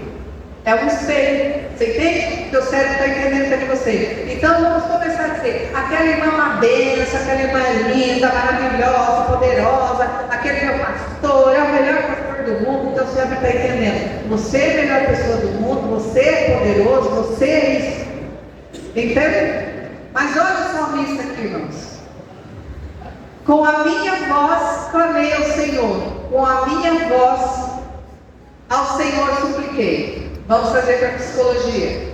O que é o objeto de estudo da psicologia? O comportamento humano. Mas como a psicologia trabalha? Com a fala. Com a minha voz eu clamei. Com a minha voz eu supliquei. Fala. Nós precisamos falar. Desabafar. Precisa botar para fora. Não necessariamente para uma pessoa. Ajoelha no chão. Fala para Deus. Eu sou a louca no quarto. Eu fecho a porta e estou falando. Sozinha não, estou falando com Deus. No meu chuveiro eu tomo banho chorando. Quando eu estou triste, faço oração dentro do chuveiro. É o meu jeito. Cada um tem o seu. Acha o seu jeito. Teu jeito. Tem gente que sai correndo. Eu conheço pastores que sai com fone de ouvido, ouvindo louvor, fazendo caminhada porque precisa, Depressivo, chorando no meio da rua, conversando com Deus, é o jeito que ele achou. Tem gente que senta num banco na praça, aqui vocês vão morrer assado, né? Então não dá para fazer. Lá para Curitiba, vão morrer congelado, né? Senta num banco, vai para a praia, vai no meio do mato, na natureza, vai para a chácara do irmão, da próxima vez eu quero ir lá no irmão, na piscina do irmão, e vai lá, fala com Deus, acha, Deus é escuro, às vezes você cozinhando. Está fazendo uma massa lá, amassando um pão, bravo. E não, você está muito bravo. Acha o seu jeito de falar. Mas você tem que falar. Se você não falar com o psicólogo, não falar com o conselheiro, não tiver um amigo para desabafar, você tem o médico dos médicos, o rei dos reis, o psicólogo dos psicólogos, que é Jesus. Amém? Derramei a minha queixa perante a sua face, expus-lhe a minha angústia. Derramei a minha queixa. A gente trabalha com a queixa do paciente. Qual é essa queixa? Você não tem queixa? Bom trabalho. Se a pessoa não fala para mim, eu vou adivinhar o que ela está sentindo. E aí eu comecei a pensar, Deus sabe o que eu estou sentindo. Irmão, larga de ser preso. Sabe nada, eu tenho que dizer, você tem que dizer o que você está sentindo, o que você está pensando. Deus sabe, só Deus sabe, Ele não sabe. Quer dizer, Ele sabe. Mas você precisa dizer. Porque tem um mistério aqui. Você precisa falar, o teu poder de escolha, o teu livre-arbítrio, a tua voz. É a tua voz que fala, é a tua voz que clama, é a tua voz. E o teu cérebro entende a tua voz. Você tem que falar. É a tua fala que faz você desabafar. Quando o meu espírito estava angustiado em mim, então conhecesse a minha vereda. No caminho em que eu andava, ocultava-me um laço. O depressivo tem mania de perseguição. Ele acha que todo mundo está apontando para ele. É mãe, é pai, é marido, é esposa, é vizinho, é vizinho. Ele tem mania de perseguição. Olhei para a minha direita e vi, mas não havia quem me conhecesse. Refúgio me faltou. Ninguém cuidou da minha alma. Outra coisa, o depressivo se sente sozinho. Está todo mundo em volta. Todo mundo ajudando, em meio de colaboração, mas ele se sente sozinho. A depressão faz isso com a pessoa. Leia o Salmo 142 sempre na tua angústia, para você ver. Se o salmista passava por tudo isso, quem sou eu na fila do pão que não posso passar por isso? Porque já os amigos já querem acabar com tudo, né? A ti, ó Senhor, clamei, eu disse, tu és o meu refúgio, a minha porção na terra dos viventes. Atende o meu clamor, porque estou muito abatido. Livra-me dos meus perseguidores, porque são muitos fortes, muito mais fortes do que eu. Ele se sente fraco. Ele se sente a última pessoa. Ele não sente que é capaz de resolver nada, porque ele está fraco, está abatido. Tira a minha alma da prisão, para que louve o teu nome. Os justos me rodearão, pois me fizeste bem. As pessoas se afastam de quem é depressivo. Chega uma hora que a gente não aguenta também, porque o depressivo acaba se tornando uma pessoa tóxica. Para você acaba ficando depressiva também. Porque se você ficar com uma pessoa que só reclama, chega uma hora que você não está aguentando mais. Mas é a pessoa que está doente, então você. Então a gente tem que ter paciência e tem que analisar, nessa paciência nossa, o que é realmente a depressão, o que é um dano secundário de problemas que essa pessoa tem, que não tem a coragem de ultrapassar, não tem a coragem de resolver. E aí também ela entra numa depressão situacional, que é mais fácil de resolver. Então, trabalhar com depressão é muito difícil, porque tem que ter conhecimento do comportamento. Mas a cura, vocês repararam pela leitura da Bíblia? Que toda a cura hoje dita pelos médicos, se você for retornar, fazer um paralelo com o passado, você só vai encontrar quem disse isso primeiro. Duvido, foi Deus que disse. Duvido, foi o salmista que disse. Foi não sei quem, já fiz isso várias vezes. Por isso que os meus livros, eu faço esse trabalho dentro dos meus livros, Porque eu pesquiso. Onde está esse versículo que diz a mesma coisa que a ciência está dizendo? É lá. Porque é conhecimento humano. Amém? Dados alarmantes, 20% da população mundial sofre com depressão. A depressão é responsável por 40% de todas as outras doenças. Depressão é a principal causa do suicídio. No Brasil, a cada 46 minutos, uma pessoa tira sua vida por causa da depressão. Aí os sintomas de depressão: na mente, dificuldade de concentração, falta de memória, pensamentos de morte, suicídio. No comportamento, perda de interesse em atividades antes prazerosas, incluindo sexo para se casar. Tá, irmãos? Os outros que não são, comem chocolate que resolve, tá?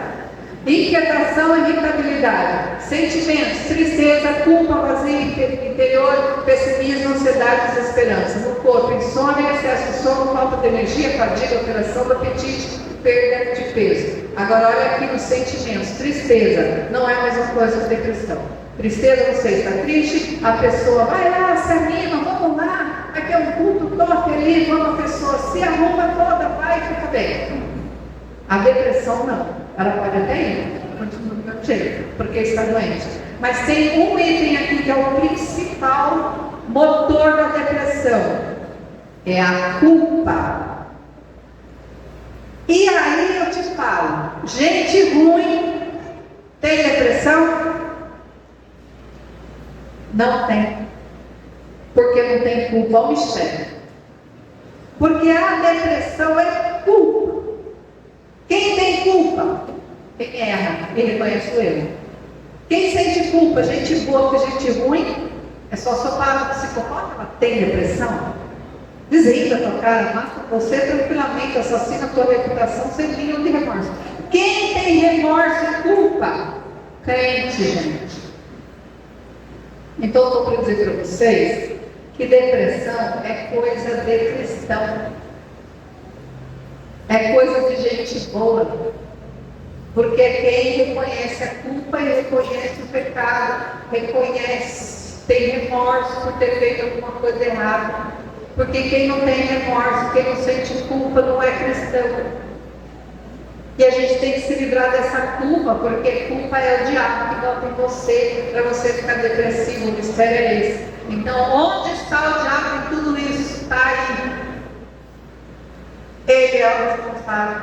Te bota culpa, você se sente culpado, você tem remorso, e você, se não trabalhar essa culpa, esse ressentimento, essa frustração, esse remorso, você fica depressivo.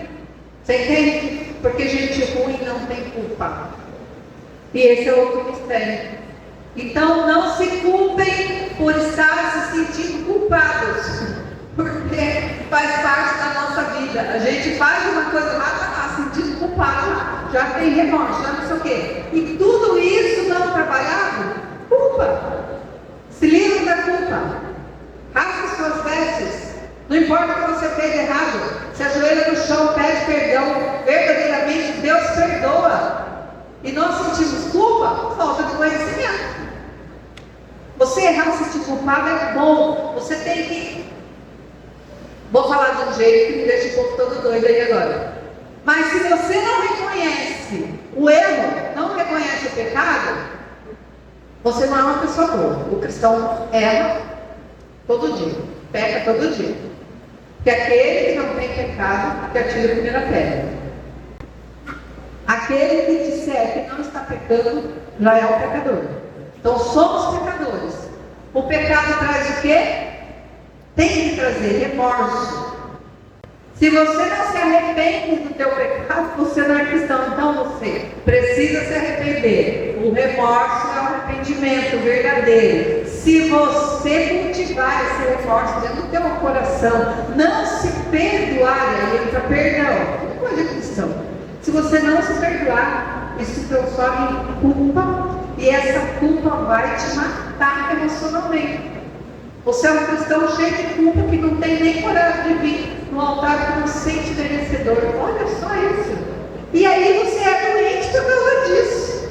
Está cheio de jovens sentindo culpados. Jovens que estão na igreja, estão lá na escola, na faculdade, fazendo um monte de coisas que eles não deveriam fazer. E eles se sentem culpados. No fundo, porque o inconsciente da gente lembra a gente disso. Se sentem culpados, eles têm remorso, mas passam por cima, fingem que está tudo bem, porque quer ser aceito pela turma, não é fácil a vida de jovem adolescente hoje. E aí desenvolve uma depressão. E não sabe de onde vem. Vem desse mecanismo chamado culpa. Nós podemos errar, nos arrepender verdadeiramente, pedir perdão, termos a certeza que somos perdoados e bola para frente. Acontece que Deus perdoa, isso é a palavra, nós não nos perdoamos. E se você não se perdoa, você tem o quê? Remorso e culpa que entra dentro de você. Depressão. Mistério resolvido. Errou? Peça perdão, verdadeiramente. Se livra da culpa. E você vai se livrar de muitos problemas de saúde, amém? A depressão, dependendo da gravidade, pode desencadear também doenças cardiovasculares, como infarto e AVC. Pessoas acometidas por depressão podem, além da sensação de infelicidade crônica, prostração, apresentarem baixa no sistema de imunidade, maiores episódios de problemas inflamatórios e infecciosos.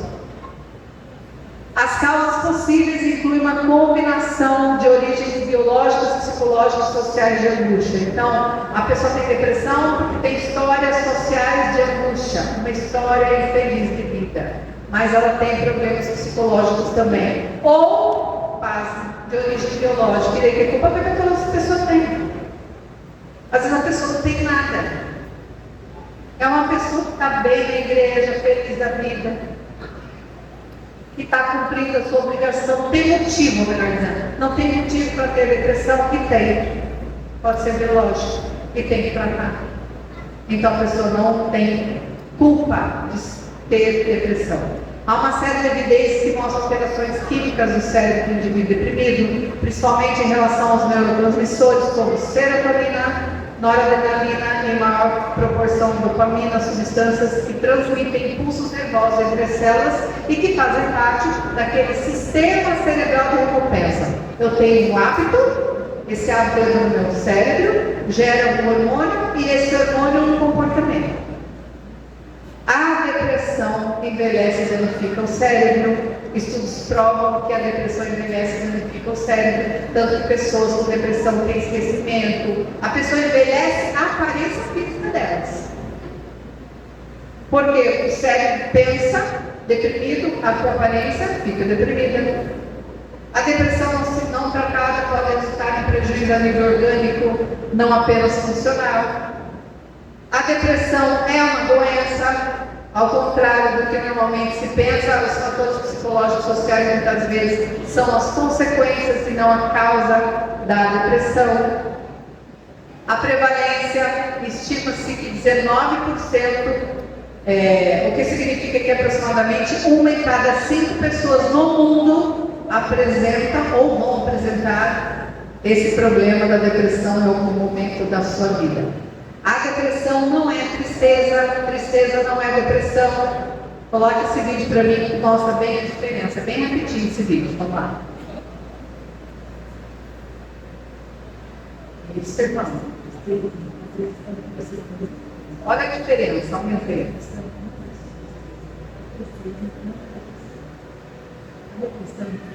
Está muito baixo, irmão.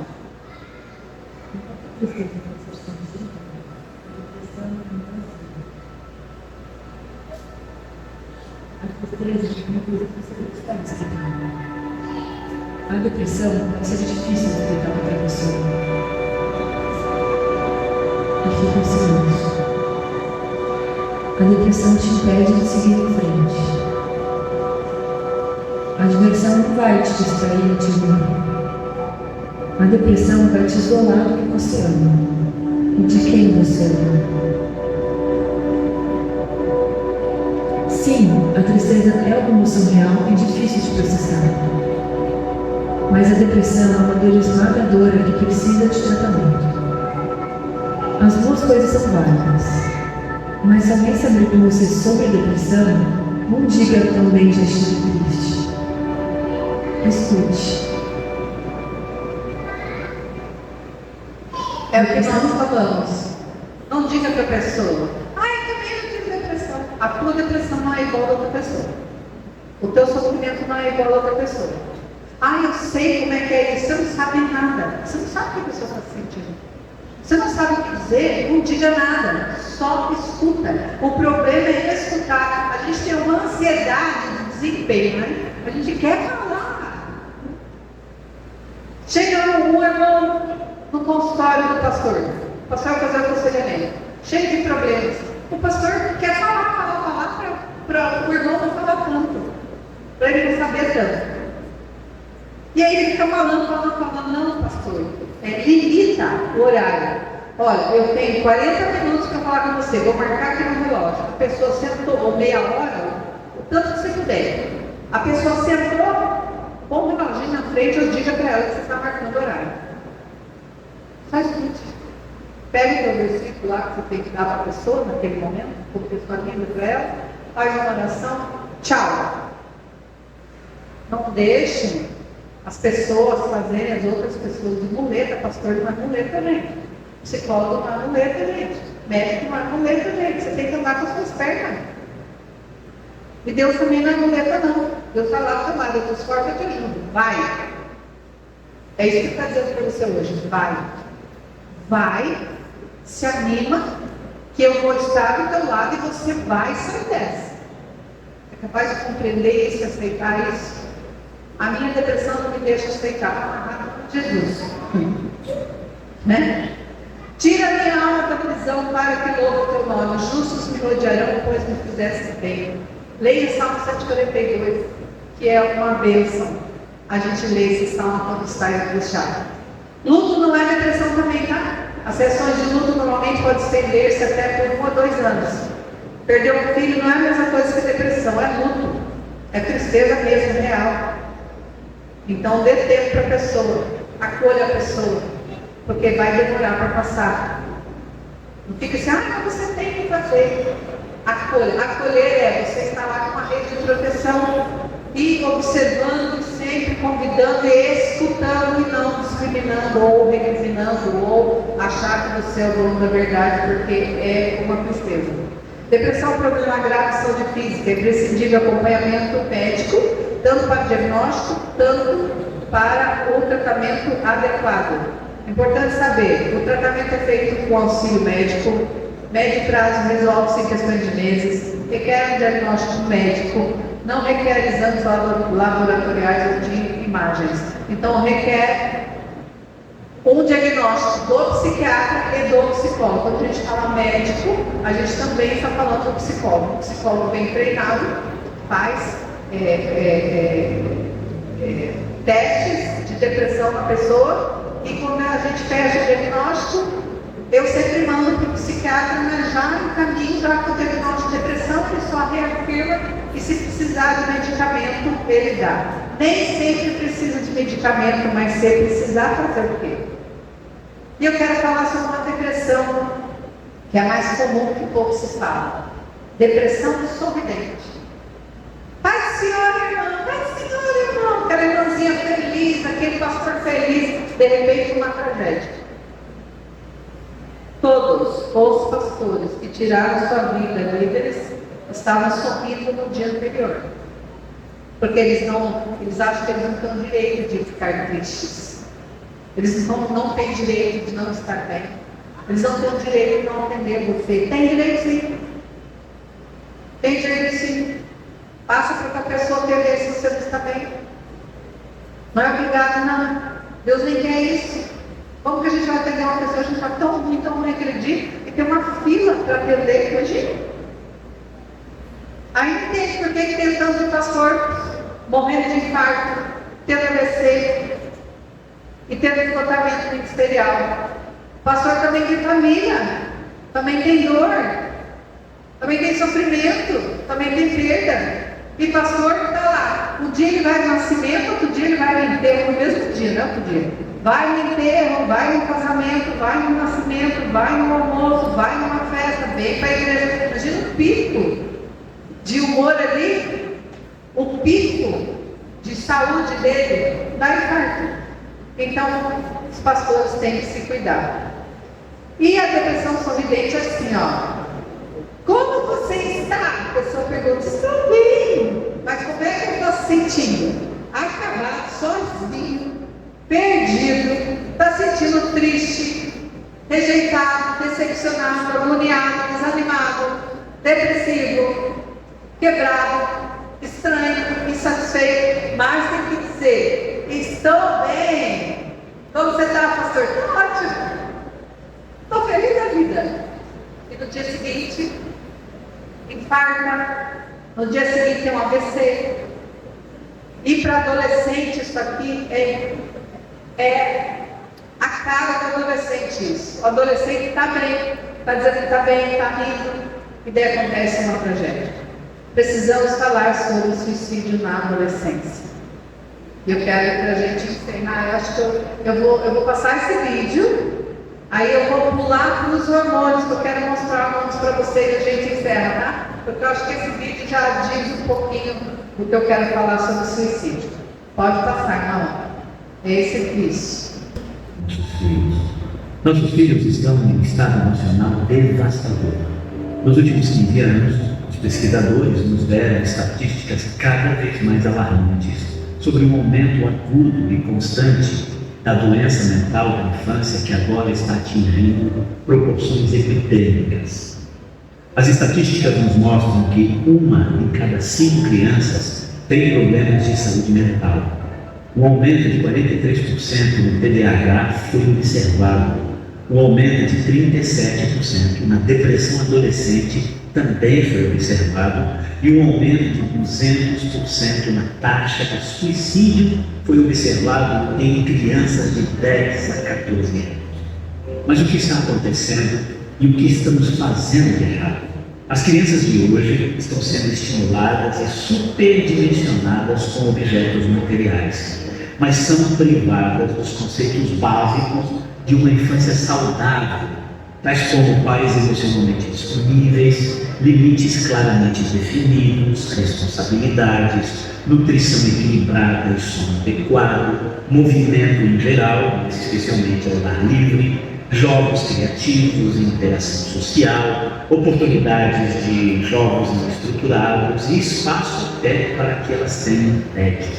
Em contraste, nos últimos anos, as crianças foram preenchidas com pais digitalmente distraídos, pais indulgentes e permissivos que deixam as crianças governarem o mundo sem que se estabeleça as regras, um sentido de direito de obter tudo sem merecê-lo ou ser responsável por obtê-lo, sono inadequado, nutrição desequilibrada, um estilo de vida sedentário, estimulação sem fim, armas tecnológicas, gratificação instantânea e até ausência de momentos chatos. Mas então, o que devemos fazer? Se queremos que nossos filhos sejam indivíduos felizes e saudáveis, temos que acordar e voltar para o básico. Ainda é possível. Muitas famílias veem melhorias imediatas após semanas de implementar as seguintes recomendações. Defina limites e lembre-se de que você é o capitão do navio. Seus filhos se sentirão seguros, sabendo que você está no controle dele.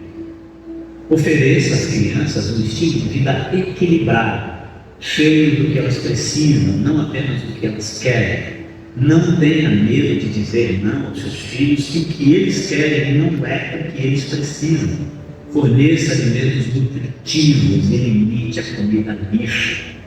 Passe pelo menos 1 hora por dia ao ar livre, fazendo atividades como ciclismo, caminhada, pesca, observação de aves, de insetos. Desfrute de um jantar familiar sem smartphones ou qualquer outra tecnologia que venha distraí-los.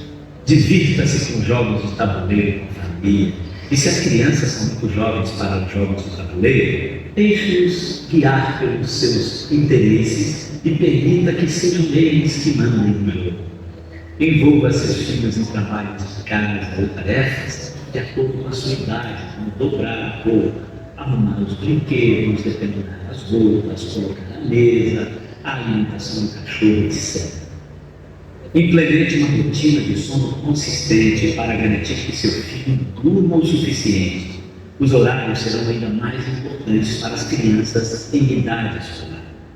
Ensine responsabilidade e independência. Não os proteja excessivamente contra qualquer frustração ou erro.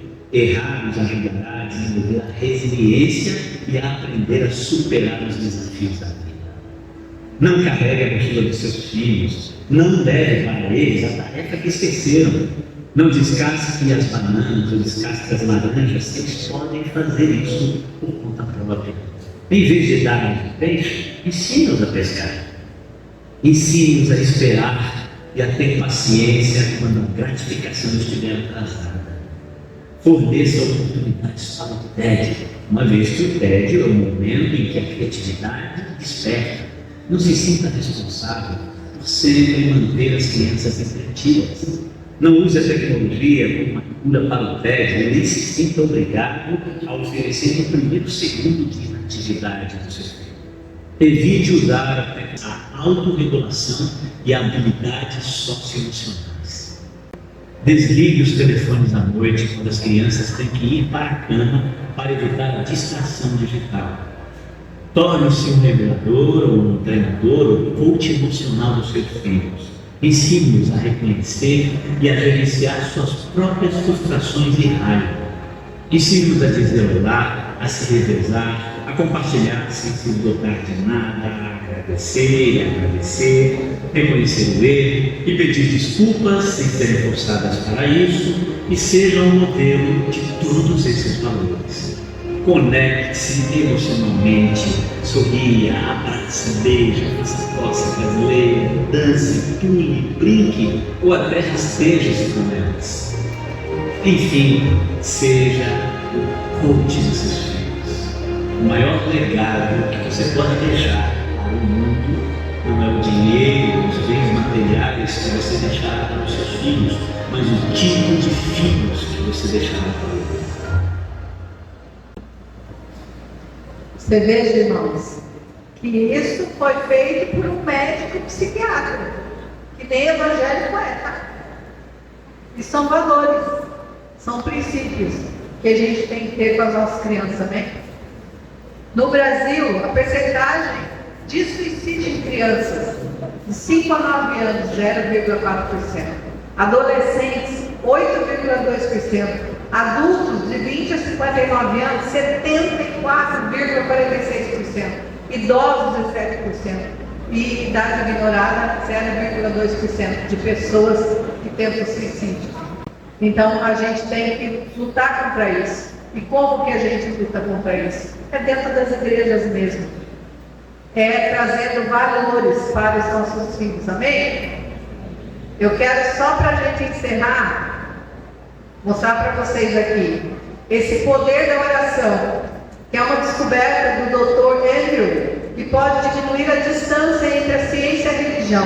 O neurocientista americano realizou um estudo com seus pacientes focando na resposta dos cérebros religiosos, sendo a crença cristã mais comum. Então ele fez um teste e descobriu que a oração cura, irmãos. Nós já sabemos disso, né? Mas o cientista disse isso. Fez a ciência dele lá e descobriu o que a gente já sabe.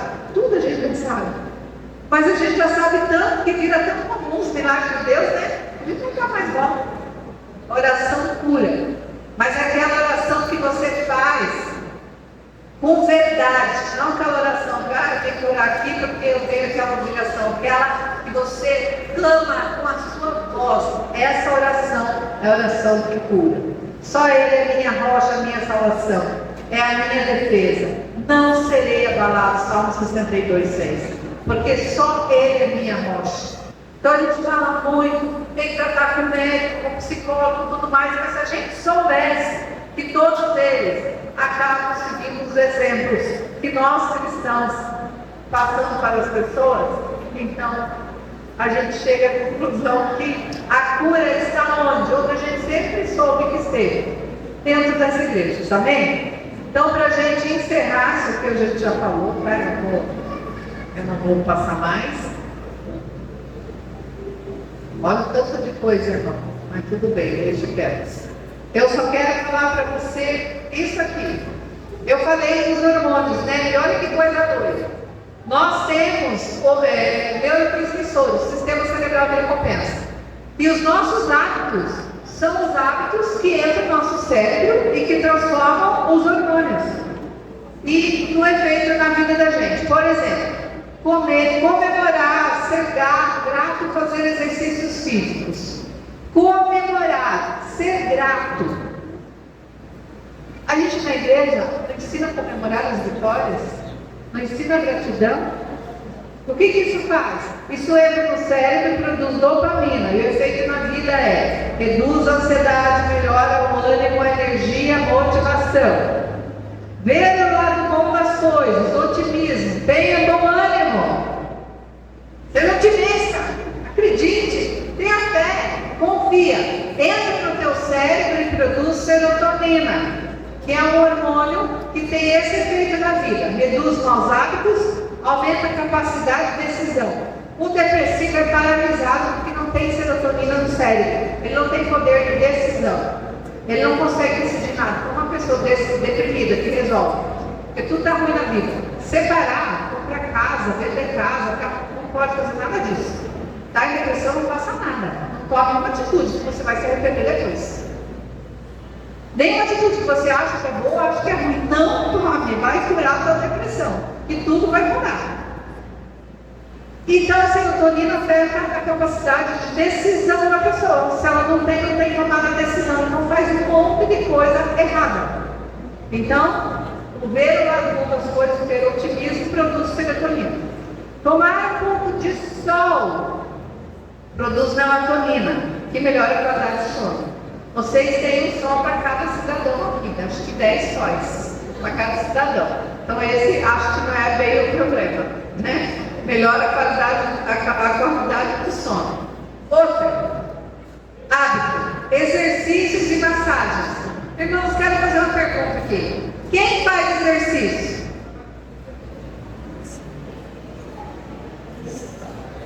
Quem faz exercício?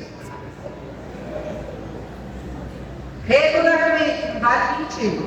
Regularmente. Ah, já cai, né? Regularmente. Tem você que faz assim. Mas quem faz de verdade? Eu faço exercício. Ei! É muito louco. Crente acha que não precisa cuidar do corpo. E o exercício físico é que produz a noradrenalina. A noradrenalina reduz o estresse, melhora o foco, a capacidade de pensar. Se eu não tenho noradrenalina, eu tenho estresse. Eu não tenho foco. Eu não tenho capacidade de pensar. Vocês imaginam isso? Aí tá, abraços verdadeiros e troca de afeto. Quem abraça filho aí, diz que ama. Quem abraça mulher diz que ama. Quem abraça marido diz que ama. Quem abraça? Não vou nem perguntar, mas tem uns amigos que, né? No começo todo mundo se abraça, depois os filhos vão crescendo, os filhos vão se afastando dos pais, os pais dos filhos, percebem? E no começo do casamento é um tal de abraço, né? Os noivados têm um tal de abraço. Por isso que existe a paixão. O cérebro, ele produz a ocitocina, que é o hormônio do amor. Não tem amor quem não tem abraços verdadeiros e troca de afeto. Elogios. Você tem elogiado a tua família? Tem elogiado a tua esposa? Tem elogiado teu marido? Os elogios, principalmente na mulher, faz o cérebro produzir ocitocina. A mãe, quando amamenta a criança, o cérebro produz ocitocina. Ela começa a amar a criança, porque esse é o hormônio do amor. No casamento também é o hormônio do amor. Os maridos param de abraçar, param de beijar. E da noite quebra, não tem. Por quê? Porque mulher é amor. Se não tem amor, não tem nada, não. Isso é uma conversa para casais. Um dia quem sabe. Se não tem amor, o amor é exercitado pela ocitocina. E ela só é exercitada, como Deus é bom, né? Com abraços verdadeiros e trocas de afeto. Então vamos trocar mais afeto. Irmãos se abraçando, pai e mãe se abraçando os filhos, abraçando os pais, os avós, os tios. O afeto, a ocitocina é liberada na hora que você abraça a pessoa. Verdadeiramente, não por obrigação. Tipo assim, não, olha para o irmão do lado, dá um sorriso, dá um abraço. Às vezes a pessoa nem gosta do irmão do lado. Quando abraçada até raiva, né? Não é esse tipo que a gente faz, entendeu? Eu estou falando sincero, da família, de amigos mesmo, marido e mulher, noivos, namorados não precisa abraçar muito não, já tem ocitocina demais, né? Então, outro, endorfina. Como é que a endorfina é produzida no corpo? Através de sexo para os casados, chocolate para os solteiros, tá? Não adianta aqui com essa história não. Olha, eu preciso então de sexo para liberar endorfina. Não, você coma chocolate e libera endorfina do mesmo jeito. Não tem tanta mulher que gosta de chocolate. Contato com a natureza também libera endorfina. Contato com a natureza, curto a natureza que Deus fez. É praia, é fazenda, é meio do mar, é passeio de natureza, respirar a natureza. Quem gosta da natureza é mais feliz, traz a saúde mental, porque é a natureza. Amém? Remédios para o corpo, mente e espírito. A música, o louvor, é provado cientificamente. O louvor acalma, relaxa, fortalece a memória, amenizador, melhora a qualidade de sono, melhora a comunicação, ajuda a comer menos, contribui para a sua felicidade. A música tem poder. Crente louva muito, canta muito, ouve muita música. A música tem poder, então ouçam muito mais música, amém? E eu termino aqui com João 16:33. Tenho-vos dito essas coisas para que em mim tenhais paz. No mundo tereis aflições, mas tenha bom ânimo. Eu venci o mundo e você vai vencer a depressão. Amém? Glória a Deus. Você está me vendo em pé? Vocês estão vendo essas pessoas, igreja, que estão aqui na frente? São pessoas que sofrem problema de saúde mental. Não é vergonha. Depressão não é vergonha, ansiedade não é vergonha. E a gente tem que mudar esse olhar. A gente tem que acolher. Tem muitas pessoas que têm depressão e não conseguem ir no médico porque não tem estrutura na cidade. Políticas públicas para a saúde mental. E tem cidades que tem. Eu não sei se tem, não tem. Não sei se aqui na cidade tem casos. Mas deve ter, tem. Mas às vezes a pessoa não vai para o postinho, não vai para o psiquiatra, porque ela não tem força para ir, ela precisa de ajuda para ir. Ela precisa de ajuda. Então você que é amigo dessas pessoas que você está vendo, você pode muito bem falar, poxa amigo, eu vi você lá. Me perdoe por eu não ter percebido. Está precisando de ajuda? Aprenda a ouvir. E você precisa de ajuda para ir no médico, eu vou com você, porque a pessoa não consegue ir até o médico. Não consegue ir. Ela tem vontade de ir. Ela quer mais que o dia acabe para terminar o fazer para dormir. Então é muito sério isso. Mas a resposta para tudo isso tem cura, gente. Tem controle. Tem domínio. A cura está na igreja, está na igreja, está na depressão, vai estar instalada. Então a gente precisa trabalhar 4 dimensões: biopsicossocial e espiritual. Mas precisa do médico, precisa ter atendimento com psicólogo. Está aqui, ó, a psicóloga da igreja, psicólogo também da igreja. Você pode entrar em contato com o irmão. Você pode entrar em contato com a igreja a partir de hoje e perguntar se tem vaga para você, para fazer o tratamento psicológico, porque funciona.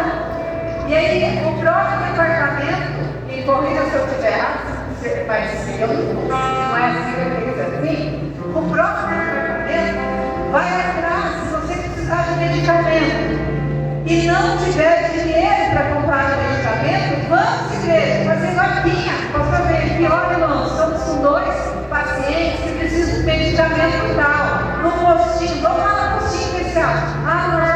Não tem no postinho, tem que comprar no Instagram. Qual é o irmão que pode ajudar nesse medicamento? A gente se ajuda. Porque só quem sabe faz. Só quem passa sabe, melhor dizendo, o que sofre. E saúde mental não é brincadeira. E saúde mental é algo assim que você está com a sua saúde mental deteriorada, você perde o poder de escolha. E é aí que entra o perigo. Se você não consegue escolher a Deus, como é que você vai conseguir escolher? Aí que o diabo vai ceifar a vida da gente.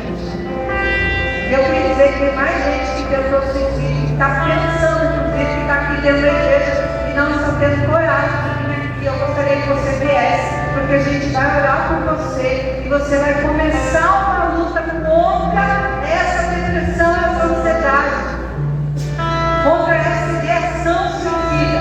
A sua vida é maravilhosa. Você está aqui na igreja, então você é um vencedor, você é uma vencedora. Você poderia estar aí fora, fazendo outras coisas erradas, não, mas você está aqui, está lutando. Então você é um vencedor, é uma vencedora. Eu queria que vocês acreditassem nisso. Não importa como foi sua vida no passado. Se você... Glória a Deus. Meus irmãos, estamos encerrando esse trabalho, seminário. Creio, na verdade, que um grande proveito. Vai ficar melhor os irmãos levando para casa os livros da nossa querida irmã preletora. Leve o livro que você vai complementar aquilo que você ouviu, que aprendeu aqui. Tá bom? Nossa gratidão a Deus. Obrigado a todos. E vamos, neste momento, agradecer ao Senhor nosso Deus. Querido Pai, muito obrigado por este momento, poder estar encerrando o Senhor, este seminário, que com certeza será de grande proveito para todos nós, as famílias, a sociedade, o povo de modo geral. Continua abençoando a tua filha, irmã Marisa Lobo, usando-a como é necessário, Senhor, para nos trazer ensinamentos valiosos como esse. Toda a equipe organizadora, diretoria da CEASAD, e todos os cooperadores, que Deus esteja abençoando a cada um. Agora despede-nos em paz e nos leva em segurança aos nossos lares. Nos livra do mal, dos perigos, dos acidentes, dos homens maus e perversos. Tudo entregando nas tuas mãos e te pedimos essas bênçãos em nome de Jesus. Que a graça do Senhor Jesus, o amor de Deus, a comunhão e consolação do Espírito Santo estejam com todos, agora e sempre. Amém. Obrigado por assistir o vídeo até o final. Se você gosta desse tipo de conteúdo, deixe seu incentivo escrevendo um comentário, dando um like ou inscrevendo-se para acompanhar os próximos vídeos do canal.